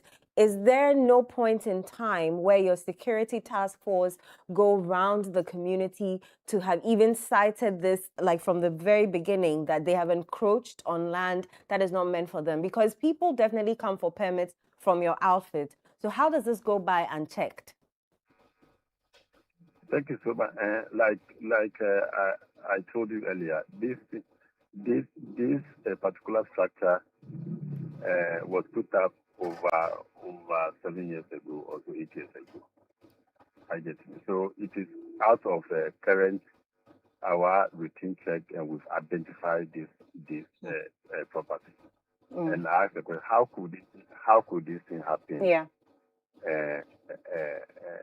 Under the watch of the assembly. So we need to focus on the way forward. Okay. So Are there any timelines though for the demolitions or the actions that are going to be taken?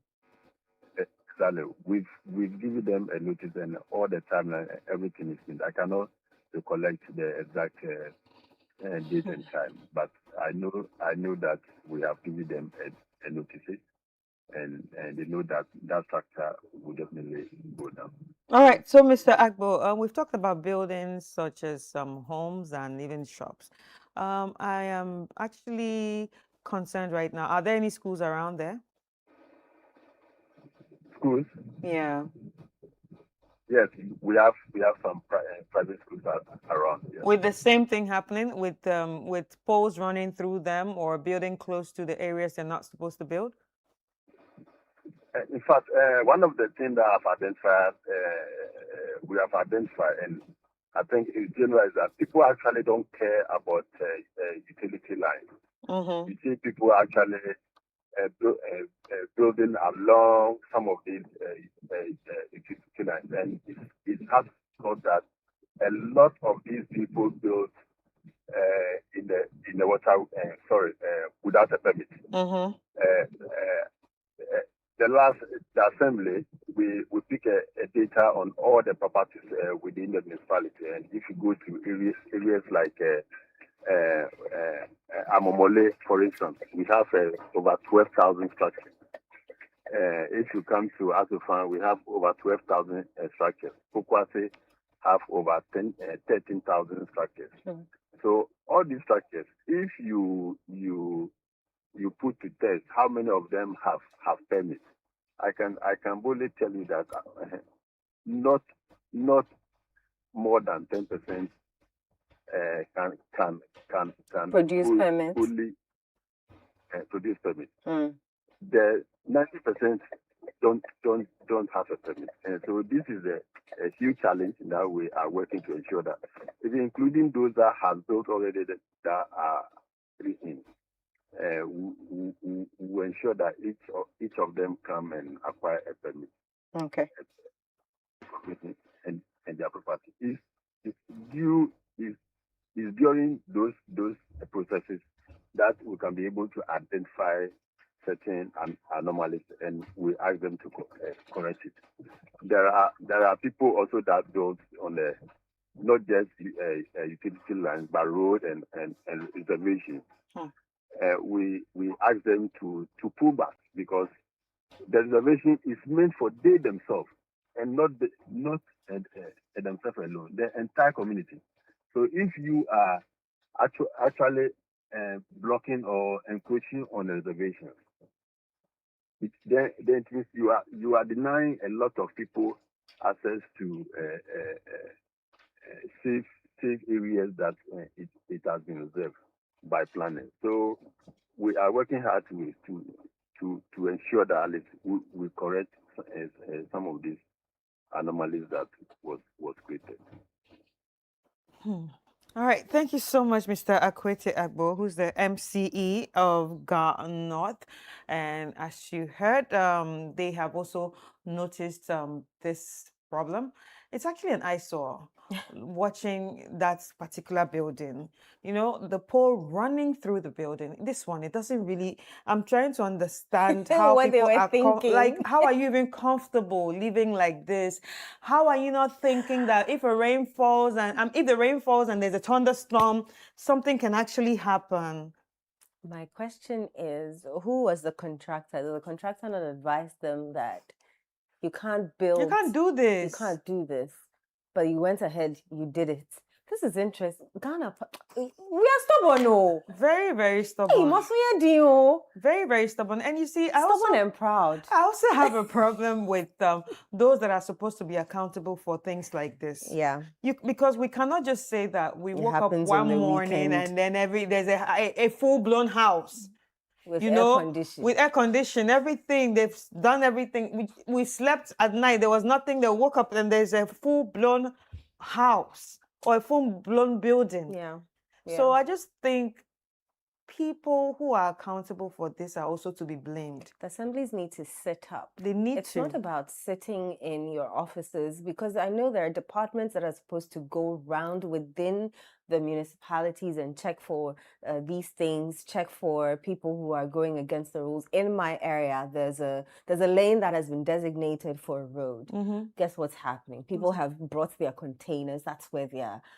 It's becoming a community. And so I took it upon myself. I wrote a letter to the assembly, and they've come to write stop work, you know, that thing, move, and all those things. But even when they come and write on your building, as to when they will come and move you, that is a whole Sometimes issue. they feel like that's it. No, that shouldn't be it. We've done it. Because it's designated for a road for a reason. Yeah, because we've seen so many houses and so many buildings that they've said stop work. But it's still, It's still they're there. there. Exactly. Like They after 1 month or 2 months, completely ignore they've the whole painted thing. it in nicely. The house is still standing. Yeah. Unfortunately, he wasn't able to give us timelines. I would have said, Sarah, go back after the timelines and go and see for yourself as the one who brought this report to But life, because it's whether going to be indeed it has very, been it's going to cleared be or very not. dicey. You know, it's going to be very dicey because people have built their lives around this place. But I didn't Like he ask you said, to. it's their capital. I didn't ask you to. You understand? Still not an excuse. I think Exactly. that's also one thing they're looking at. That's why maybe they don't want to share timelines and everything. That's also one thing they're looking at because in as much as you are going to tell everybody to go, they're also thinking about, okay, what are we going to do next? Because if all these people are on the road, where are they going to be? So there's supposed to be like a plan B of how the government can also help these people. Why should it be government's work to help you when you're the one who broke Because the law? sometimes, if we end up putting human faces to some of these things, they continue to happen. Exactly. Sometimes They you need continue to fester. punish people to deter others from doing True. a similar thing. Because trust me, how do you put up a whole, structure Because this is, and this include is not in just case the you guys realize behind it. wait. You get it? Let me say something. You guys realize that this is not one house, two Yes, houses, several three. homes, This is several a shops. whole community True. of people. So imagine how many homes are already here and how many homeless people there will be. Well, next time when they give you a buffer of 10 meters, And I a think the buffer of landlords, 20 meters, all the landlords that you have will listen. rented their homes to people, that they need to pay everyone. But you see, the landlord is not living there. Yeah, they need to pay everyone. It needs to tell you something. Yeah. It They know should tell better. you something. They know better. They than know to better. live in that structure because Yeah. anything could happen at any particular time. That is why there's a buffer, especially for electricity poles, because anything can happen at any time. Sarah, any last words? Well, I think it's not just up to the assembly, as I made mention earlier. We all have to be, each other's brothers keepers, like how we say it. So when you see something is going wrong, just speak up. Because the people that I went there to interview, they know that this is wrong. But they were like, no, but it's wrong. Okay, we need to speak up so that some of these things will not fester. Just that. Wow.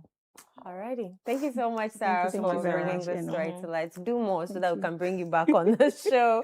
right. Alrighty, that's our community focus for you. There's more on the show with Edo and Chris. Don't go away. All right.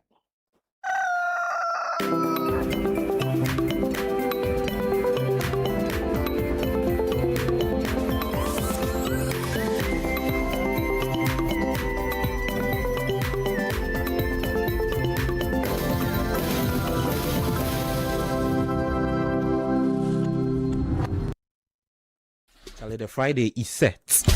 Let's get into the world of sports like never before. Join us every Friday at 7 p.m. on 97.3 City FM for Sports Panorama, your ultimate destination for all things sports. From the thrill of association football to the excitement of basketball, tennis, athletics, and even emerging sports, we cover it all. Whether it's the Premier League or the latest NBA showdown, we bring you the stories behind the stars.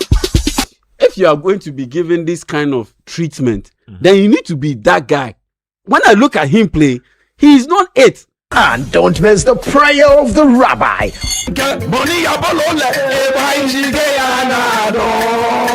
We're not just about the games, we're about the community. Khaleda, you two guys, we love you all, yeah. You guys be hard guys, because see, before we go sign in, we had almost more than 200. Or when it's time for Don't Call Me. It's Don't Call Me time. Tune in every Friday at 7 p.m. only on 97.3 City FM. Sports Panorama, where sports come alive. Sports Panorama, your weekly sports fix. Don't miss out on the action. Sports Panorama. Catch the excitement every Friday. The This is Ghana Exhibition 2026 is almost here. Get ready for 2 exciting days of celebrating Ghanaian creativity, innovation, enterprise, and excellence. Discover amazing made in Ghana brands across fashion, food, agriculture, technology, beauty, automobiles, hospitality, creative arts, and more. Come discover, come connect, come experience the very best of Ghana. The date is the 29th and 30th of August 2026. The time is 10 a.m. to 5 p.m. daily, and the venue is F4 Sutherland's Children's Park. Don't miss it. Call 0205-973-973 or 0558-973-973 to register. That This is Ghana Exhibition 2026 is powered by Channel One TV with support from City FM, and it's proudly sponsored by EcoBank, MTN, the Ghana Investment Promotion Center (GIPC), and the Ghana Enterprises Agency (GEA). This is Ghana Exhibition 2026, celebrating Ghana, showcasing excellence.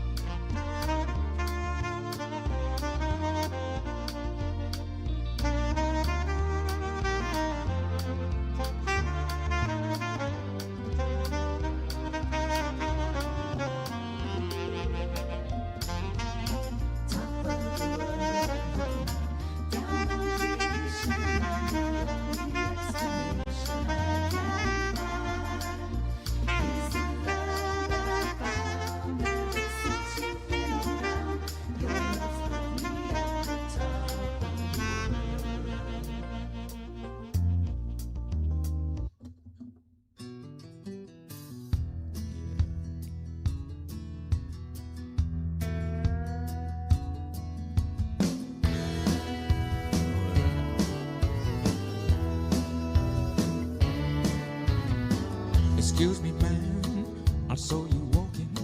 I turn around, I'm not a stalker. Where you going? Maybe I can help you.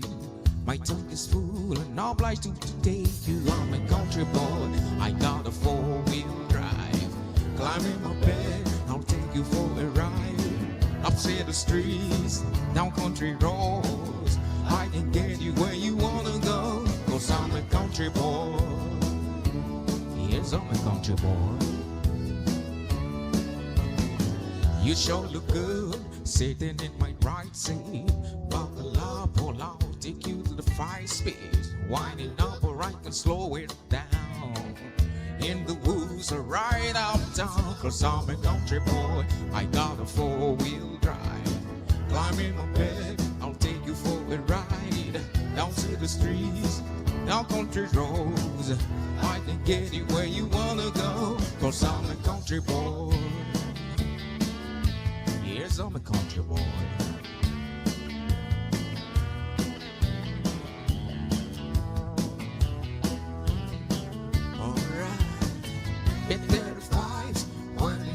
Asphalt, grabbing mud and sliding on some rain.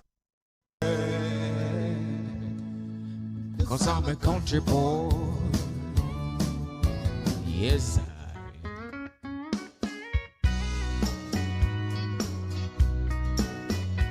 right, good.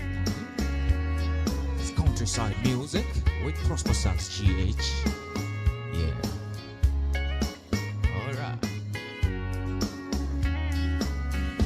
Lock the door and turn the lights on low, and put some music on the soft and slow.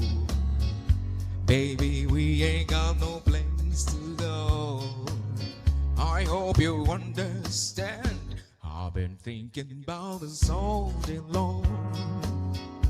Never felt a feeling quite this strong. I can't believe how much he turns me on.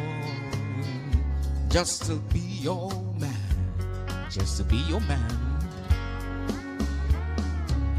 There's no hurry, don't you worry. We can take our time. Come a little closer, let's go over what I had in mind. Baby, lock the door and turn the lights on low, and put some music on the soft and slow. Baby, we ain't got no place to go. I hope you understand. I've been thinking about us all day long. Never felt a feeling quite this strong. I can't believe how much he turns me on. Just to be your man, just to be your man. Alright. Down the way where the nights are gay and the sun shines daily on the mountain top, I took a trip on a sailing ship, but when I reached Jamaica, I made a stop. But I'm sad to say I'm on my way. I won't be back for many a day. My heart is down, my head is spinning around. I had to leave a little girl in Kingston town. Sounds of laughter everywhere, through the dancing girls string through and fro. I must declare my heart is there. I've been from Maine to Mexico, but I'm sad to say I'm on my way. I won't be back for many a day. My heart is down, my head is spinning around. I had to leave a little girl in Kingston town. Yes, I have to leave a little girl in Kingston town. You are listening to Prosper Sax GH.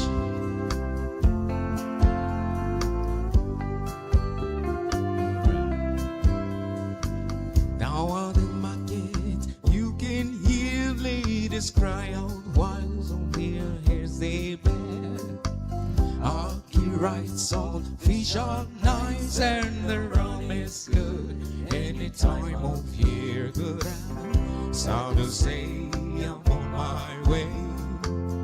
I won't be back for many a day. My heart is down, my head is spinning around. I had to leave a little girl in Kingston town. Sad to say I'm on my way. I won't be back for many a days. My heart is down, my head is spinning around. I had to leave a little girl in Kingston town.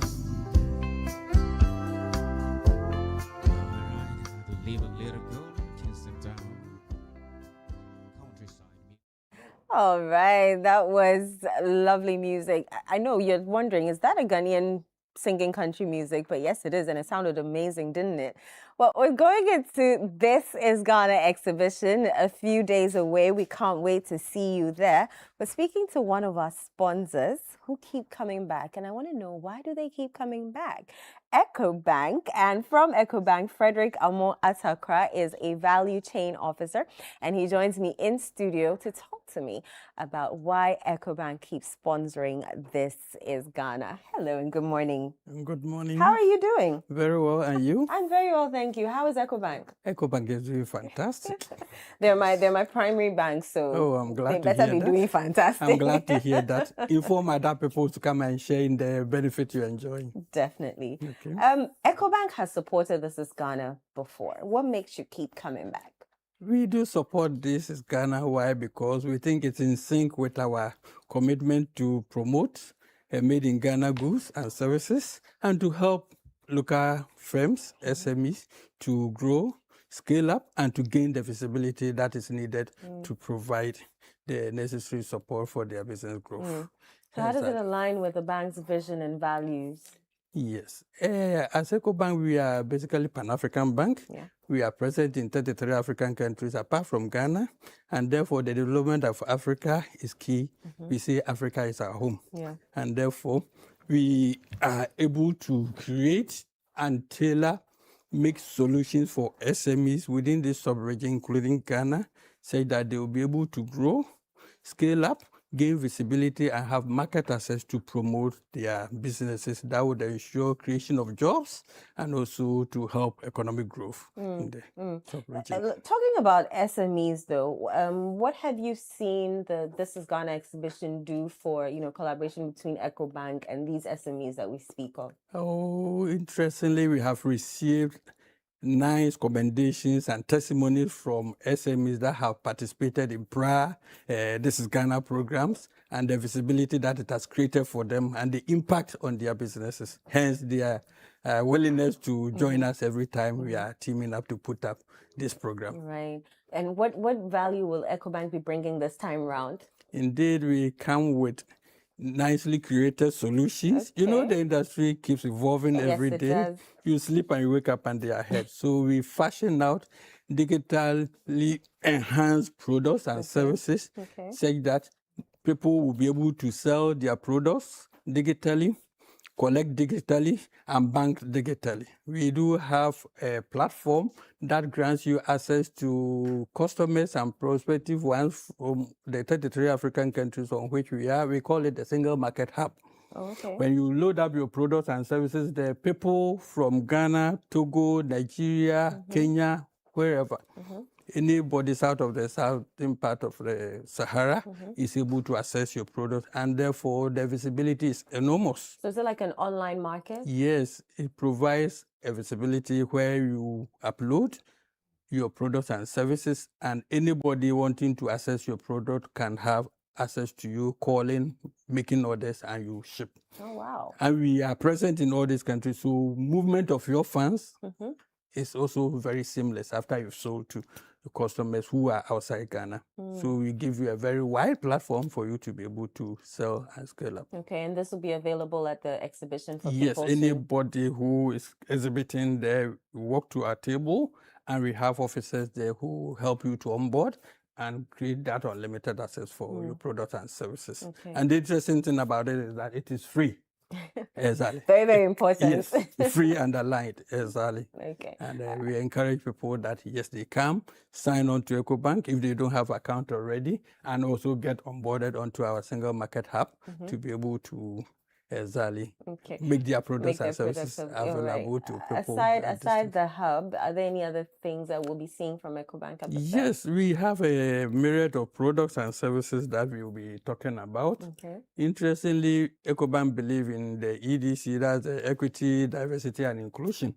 And therefore, we have also fashioned out specific products for women-led, women-owned, women-managed businesses, which we call Elevate. So if you are a woman who has a product or service, or you employ at least 30% of your staff being women, or your product is for women, Okay. then you The men are qualify. hating.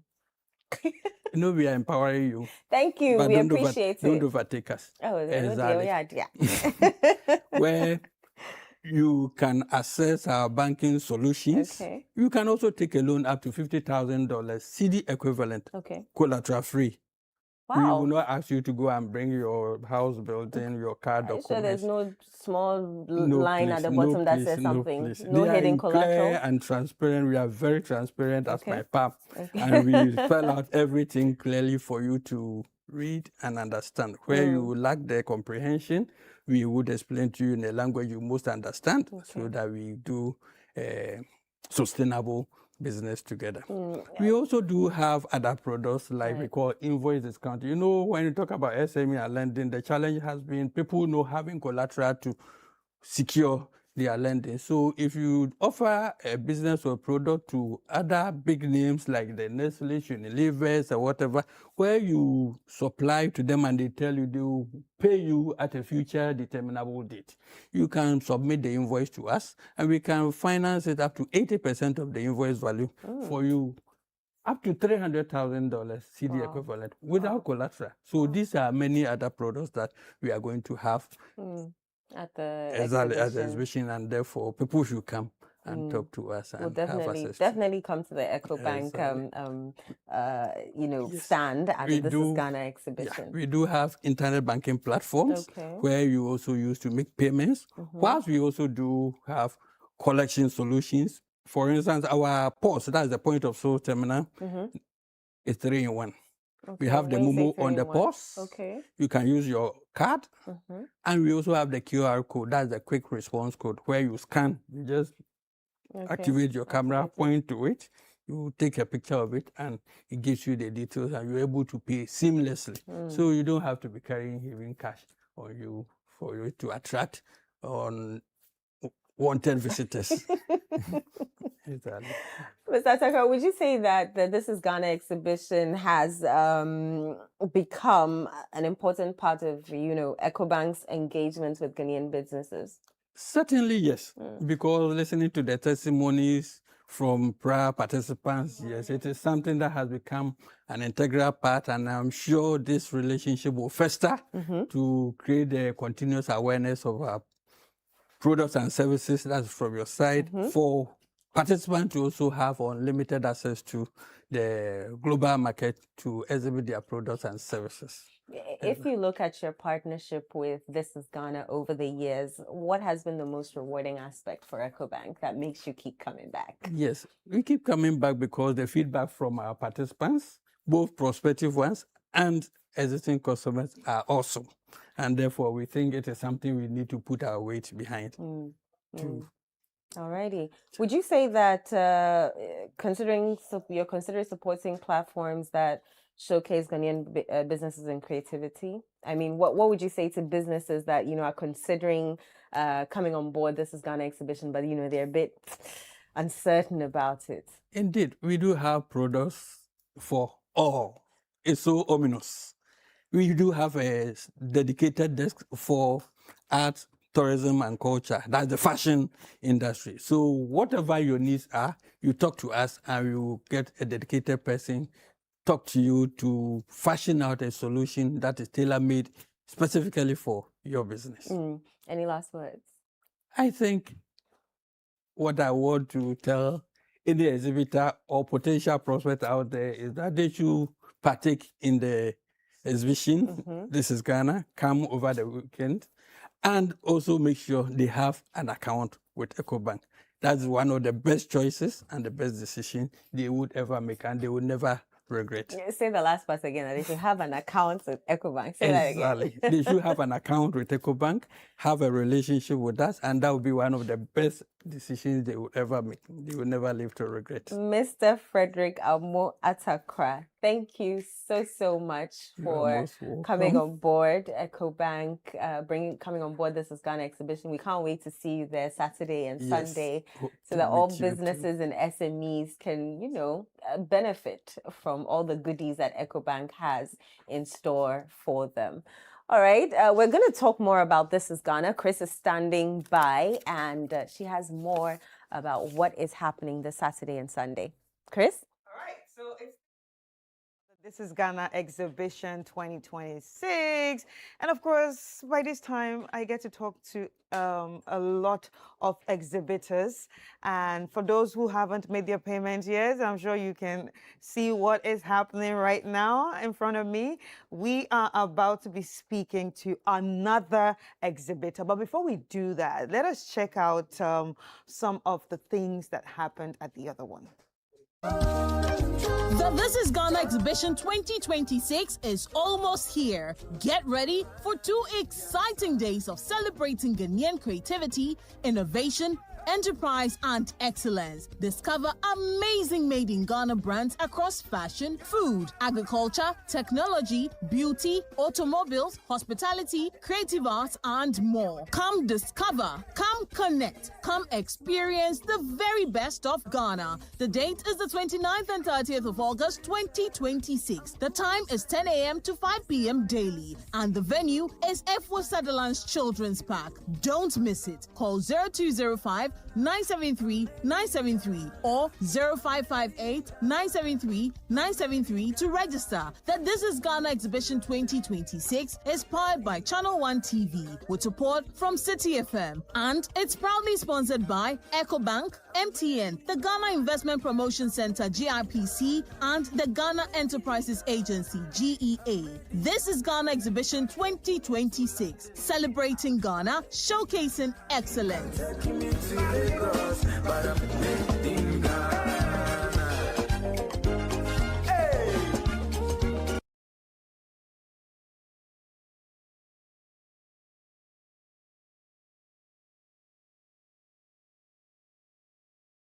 It's still all about the This is Ghana exhibition, and we gave you a tidbit of things that happened last year, and we told you that this year it's even going to be bigger. So for those who have still made the inquiries and not made payments, I don't know what you want us to do. I don't know. But anyway, Firma Edunyame is in the house, and she's the head of events and partnership right here at Channel One TV and City FM. And anytime she comes, she's about to give us some news. So just keep your fingers crossed that she's not coming to tell us that, hey, you are too late, you've not made your payment. But yeah, let's just keep our fingers crossed. And Carita Williams is here, who's the director of Unique Aromas. You are all welcome, beautiful ladies. Thank you. And you look super fly this morning. Oh, and you look very, African. And I know where it's coming from. As soon as I saw the, I know where it's coming from. And I'm pleading, next year, take me. Take me. Don't worry, you are there already. But anyway, you are all welcome once more. Thank you. So, Prima, how ready are we? Extremely. Thank you, Chris. Hello, Carita. Hello, Unique Aromas. I just love Unique Aromas. Yeah. Anyway, in terms of readiness, we are extremely ready. In fact, now we can't take on any more registrations.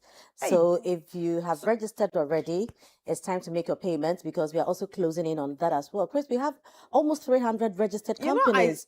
I just said it, that anytime she comes, there's an announcement. So the announcement for today is, you can't call and now say you are interested in being part of it. And I want to register. No, because we are almost at 300 registered companies, And so for those who have made their payments, you are very, very safe. I'm sure now you are stocking, you are, dusting your stuff, you are briefing your team members, you are just marching, gradually. And by Saturday morning, you will be at the Children's Park. Yeah. So if you also haven't made your payments, quite honestly, at this point, we can't be guaranteeing for you, because we are really closing in very, very, very fast. So, but all is set.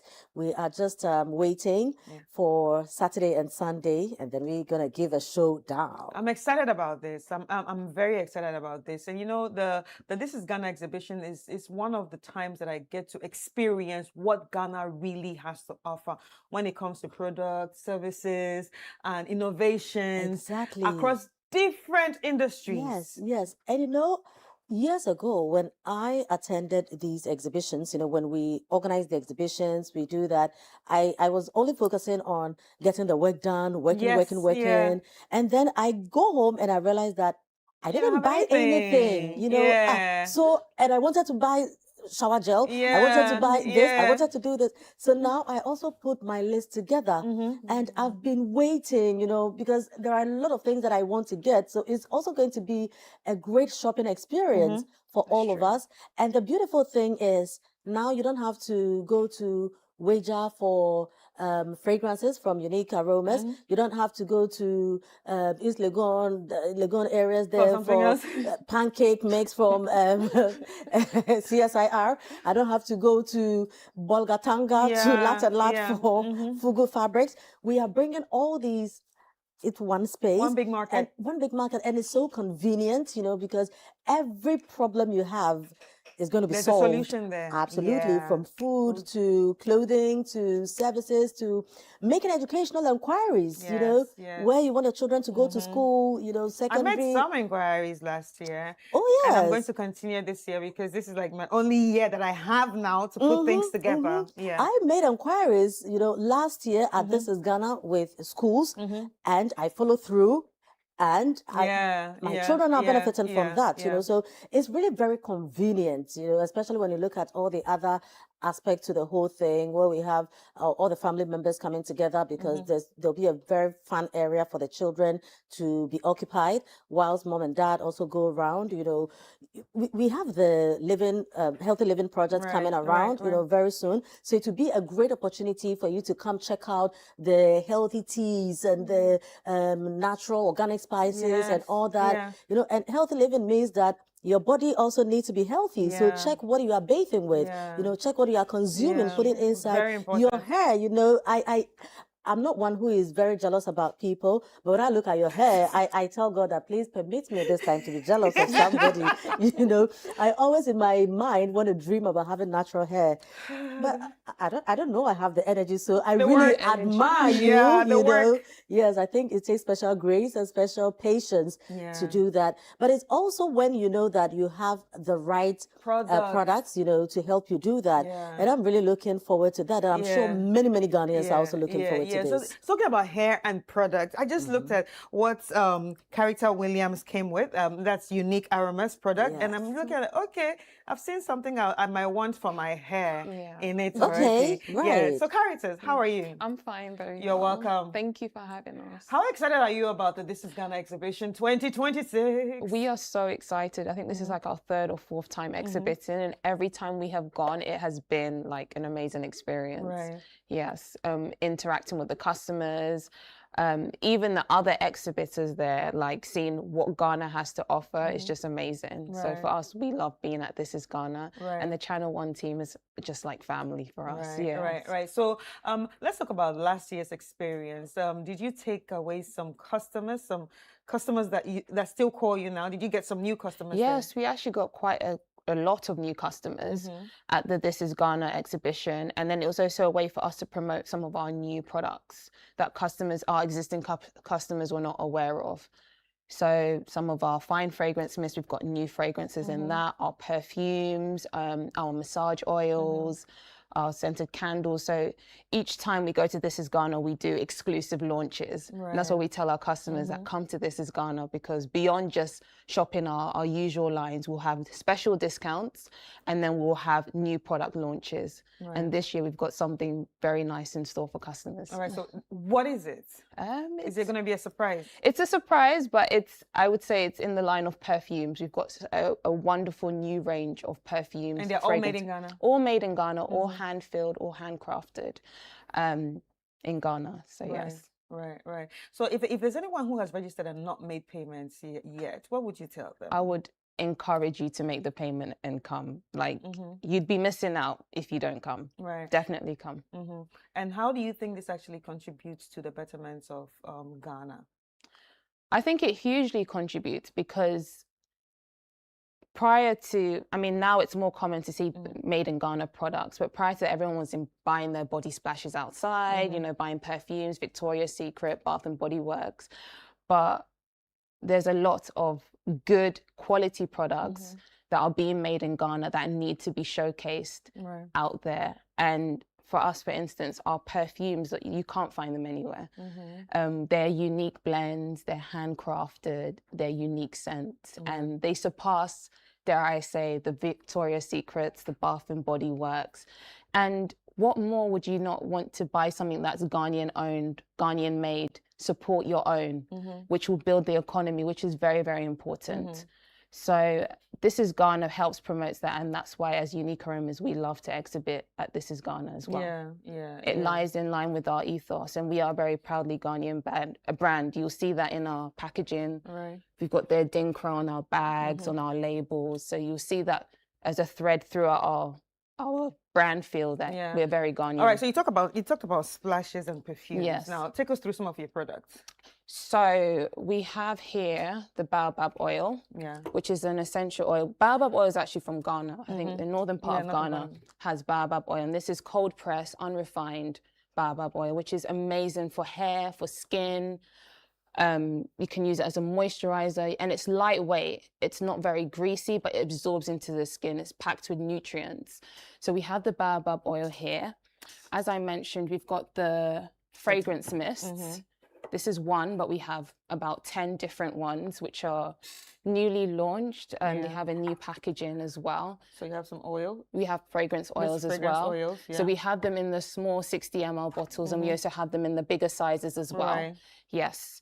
So the fragrance oils, which is what we're commonly known for, are good for fragrance in your home, your car, your office, your bedroom, and they can be used with the fragrance devices like the oil burner that you have over there. Okay, so you can use it for the oil burner Exactly. too. So what you would do is you would fill the lid with oil. And then burn it. Burn it, and then add a few drops of the oil. Yes. I just bought one. Yes. And now I'm seeing it here, and I'm like, oh, I should have waited. Oh, I should have waited. So what is going to happen is that I just have to buy some oils from you since I already have the burner. I might just have to buy the oils from you and then see what it feels like. But then let us try it. Okay. It can be mashed in, Yes. Yeah. We also have our perfume. It can be matched to the Victoria's Secrets and all that. I dare say it's even better. It's more long lasting. This is why we call it a fragrance mist. Because you can wear it the whole day. The scent lingers on your skin. It's very nice. This is good. Yes. Prima, do you want to try? I have it in my office. Maybe not this exact one. Yeah. I am a very I think I got proud- something from you guys last 2 years. I'm a proud aromatic. customer. Yeah, I got something Unique last 2 Aromas. years. Yeah. And you should try the shower gels. Yes, the stress relief. Yeah. And That's the one of Sleep Easy. That's the one I favorite. got. Yes. That's the one I got. I got This this. is one of our best sellers in Yeah. our bath And it gels. works. It actually It really works. I got yes. this. I it got does. this When last you use year. it, you and actually then some de-stress. perfumes. Yes. I got this last year. And not forgetting our scented candles. Yeah. These are handcrafted, handmade. This is English lavender. We also have rose and oud. And they're all made in Ghana. All made in Ghana. All made in Ghana. Yeah. Yes. Yeah. So anything to do, we always say if you're a fragrance lover, then Unique Aromas is for you. Unique Aromas is for You also have black soap. Yes, our African black soap, which is different from the ones out there because people say, oh, a latte seminar is just a latte seminar. But ours is made with cocoa and it's made in a special way. So typically African black soap is known to be quite harsh on the skin, but this is not harsh. It's gentle, it exfoliates, and it has a very nice fragrance to it. And people have used it and said that it's cleared their skin issues. You can use it on your face as well. It's very, very good. Yes. That's very interesting. That's the gel form of it as well. We've So got how the gel. prepared are you? Oh, we're ready. It's Saturday. Yeah, you know? we're ready. We're ready to welcome our customers. And as we said, we have some special discounts. We have new launches in our perfumes and in our body splashes as well. So we're ready. We're excited to be there. I'm also excited. I'm also excited. So Frima, we're all ready for this. But now, what message will you tell people who are still thinking of making their payments? I mean, you've said it before, but I think we should just keep bringing it that, hey, Charlie, if you snooze, you're going to lose, and then you'll watch it on TV. Yeah, and for those who have been before, so for Unique Aromas, for instance, you ask yourself, why do they keep coming? It means there's something in there for them, And when you look at the platform that we offer, it goes beyond the ordinary because we look at you coming on TV, talk about your products, bringing you a ready market, and after that, also advertise your products, you know, on TV as well. Like we're This doing now, is a giveaway, you know, and I mean, you also get to even get feedback from people, testimonies from people, you know, and this is very important because I believe that businesses like Unique Aromas are all the time getting feedback from people at the exhibition and to improve and to let us know, you know, what else is available. They also get information on what we are looking for. Right. And so it's not just about come bring your product, sell, go home. Yeah. You know, so come in, take feedback, come and also strike a partnership with other businesses. All right. I believe that, look, there's so much in this world that you don't have control over. Like people throwing rubbish around, you know, True. like what happens when you step out. But my office space, my home, I am in control. Make it sweet, make it relaxing. There's a lot of stress out there. Very important. You get it? Yeah. So my space, Very, very personally, is very, important. very important to me. So things like products from Unique Aromas, I don't joke with them. Yeah. And there are many, many other such products that you'll be experiencing when you come to This is Ghana. And this is a great platform for businesses in Ghana. You know, if you miss opportunities like this, do not go blaming the ministers, the government, this, They're not doing we anything are for you. throwing Yeah. this opportunities to you. You're not taking advantage of them. It's like, you know, you winking at a woman in the dark. You're on your own. Nobody is seeing you. So if you have great products, great services, great innovations, and you're not taking advantage of platforms like this, I don't know what else you want to do. And if you understand your business, if you have vision where you want to go, you wouldn't let anybody come convincing you that take advantage of platforms like this, because people pay, you know, huge sums of monies to go for exhibitions outside Ghana. And I dare say that the result is zero. Right. You know, True. so if you have, look, we have the market here. So if you can even satisfy the Ghanaian market, you are in great business. Yes. You know, we have businesses. So assuming we have an Unique Aromas here, they come, they are dealing with the educational institutions, they are dealing with hospitality institutions, True. they're doing all that. This is a great business Collaboration, venture that you yeah. are creating. You get it? So beyond just selling to individuals, beyond just showcasing, there's a great platform and great opportunity for collaborations, for business to business, you know. B2B, so let's take advantage of all these, you know. So we are looking at B2B, B2C, all these.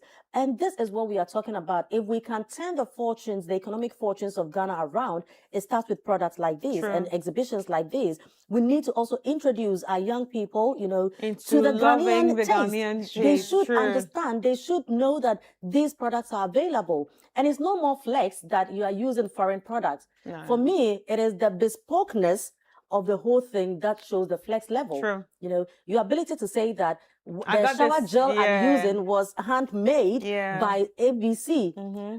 Beyond just the chemical combinations that we are getting, you don't even know where they are being done. You know, you don't know, have more information on that. You go to, we just came back from Northern Business Fair, you know, and the beauty of the whole thing is the fact that you can also walk to these businesses and say that, okay, I'm picking this ingredient, I'm picking this, I'm picking that, put it together for me because I want that unique aroma. I want that, I mean, something that is tailor-made for me. You know, exactly. for me, this is the flex, not just the, I want to, here to buy this. No. We've gone beyond that. I think we've you gone know? beyond that. Yeah. Exactly. Yeah, the world has changed. It has really changed. Everybody's beginning to actually enjoy their own. Exactly. And patronize their own. And we have it. True. In abundance. You know, look at the baobab oil. True. Look at the ingredients, the black soap. Look Yeah. at this, look at that. We have it. If we are assembling vehicles in Ghana, shower gel shouldn't be a problem. What can we at do? all. You get it? I mean, scented candles shouldn't Should be a problem. Yes. And if you're not taking advantage of platforms like these, I don't know where you want your business to be in the next 2 years. Right. So any final words from you, Carita? I would say I would encourage everyone to come to This is Ghana, and I would encourage our aromatics, we call our customers our aromatics, to come to our stand. We'll be having new products, new launches, new discounts. And just to lead on, I just wanted to touch on something. So with the perfumes that we are launching, we actually have a perfume bar that we are opening in one of our new shops. Oh, okay. The shop is open, it's in East Legon. Yeah. So that's tying into what's going to be happening there. We're going to be having a perfume masterclass. Yeah, which is quite bespoke for our customers as well. So there's a lot of exciting things happening with Unique Aromas, and we encourage everyone to come by our stand and check it out. So how can they reach out to you in case someone has seen you right now and just wants to reach out to you? So you can call us on 050-152-6257, or you can reach out to us on Instagram. It's Unique Aromas GH. Or TikTok, uniquearomas_GH. And our website is www.uniquearomas.com. But the main hotline is 050-152-6257. All right. Thank you. Thank you so much. It was really nice having you here, Carita Williams, who's the director of Unique Aroma. And of course, Frema Edunyame, who's the head of events and partnership at Channel One TV and City FM. Thank you so much for coming through, Frema. You look beautiful. Anyway, it's time for us to check out the entertainment highlight of the day, and we'll be back. Well, hello and welcome to Entertainment Highlights on Breakfast Daily. Presented by me, Komete Kome, and proudly powered by GhanaWeekend.com. Visit GhanaWeekend.com today. Now to our first highlight. La Palm Royal Beach Hotel has launched its Equatorial Lounge as a refreshed premium space designed to blend business, leisure, culture, and entertainment. The relaunch, held over the weekend, brought together dignitaries, government officials, industry players, and invited guests for an evening of networking and entertainment. General Manager Isaac Kwabna Jedu said the initiative forms part of the hotel's vision to create a premium lifestyle destination where people can meet, connect, relax, and create memorable experiences. The revamped Equatorial Lounge is expected to offer an elevated setting for business networking, social gatherings, celebrations, and leisure. Sophisticated space where exceptional people can meet, connect, relax, celebrate, and create meaningful experience. Our vision is simple: to create a premium lifestyle destination where geography meets lifestyle, where business, leisure, culture, and entertainment come together. Our partnership with Elite Screens International further strengthens this vision, bringing premium beverages and creative experience to complement the unique character of La Palm. Now to our next highlight. Ghanaian music stars are making waves on the continental stage after earning major nominations at the 18th Headies Awards. Black Sherif, Kiddy, King Promise, Molly, and Stonebwoy have all been nominated for the Best West African Artist. The Ghanaian acts will be competing against Cote d'Ivoire's Himra and Senegal's Wally for the Best West African Artist Award. Now, King Promise has also earned a second nomination in the Best Collaboration category for See What I've Done, featuring Nigerian artist Mr. Easy. The nominations recognize music released between August 2024 and April 2026. The 18th Headies Awards is scheduled for October 23, 2026 in Canada, where Ghana's biggest music stars will be hoping to bring home the honors. Now to our next highlight. The transformation of Ghana's National Theatre into a modern 21st century cultural hub has received a major boost. The high-level Chinese delegation led by Assistant Minister of Commerce Zhang Li has visited the facility as discussions continue over its planned rehabilitation. The project, supported by the Chinese government, is expected to bring major upgrades to the iconic theatre, including improved structural facilities, modern acoustics, lighting, and enhanced digital capabilities.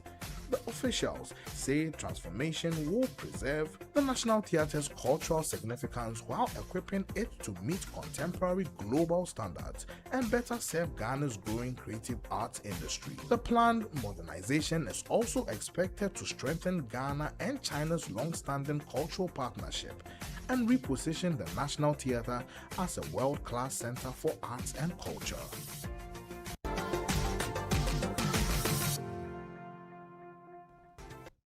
Now to our fifth highlight. Sarkodie is taking Rapperholic back to Kumasi for another major homecoming. The award-winning rapper has announced that Rapperholic 26 will take place on October 24 at the Baba Yara Stadium, marking the second consecutive edition of the concert in Kumasi. The return follows the success of the 2025 Rapperholic, the homecoming, which brought thousands of fans to the city. With Kumasi once again hosting one of Ghana's biggest music events, fans can expect another unforgettable night as Sarkodie brings Rapperholic home once more.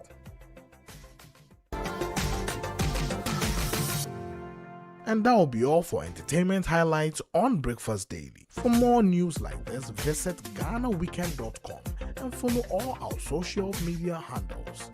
This was presented by me, Komete Kome, and proudly powered by GhanaWeekend.com. Visit GhanaWeekend.com today. All right, so that's the entertainment highlight of the day, presented to you by Ni Komete Kome.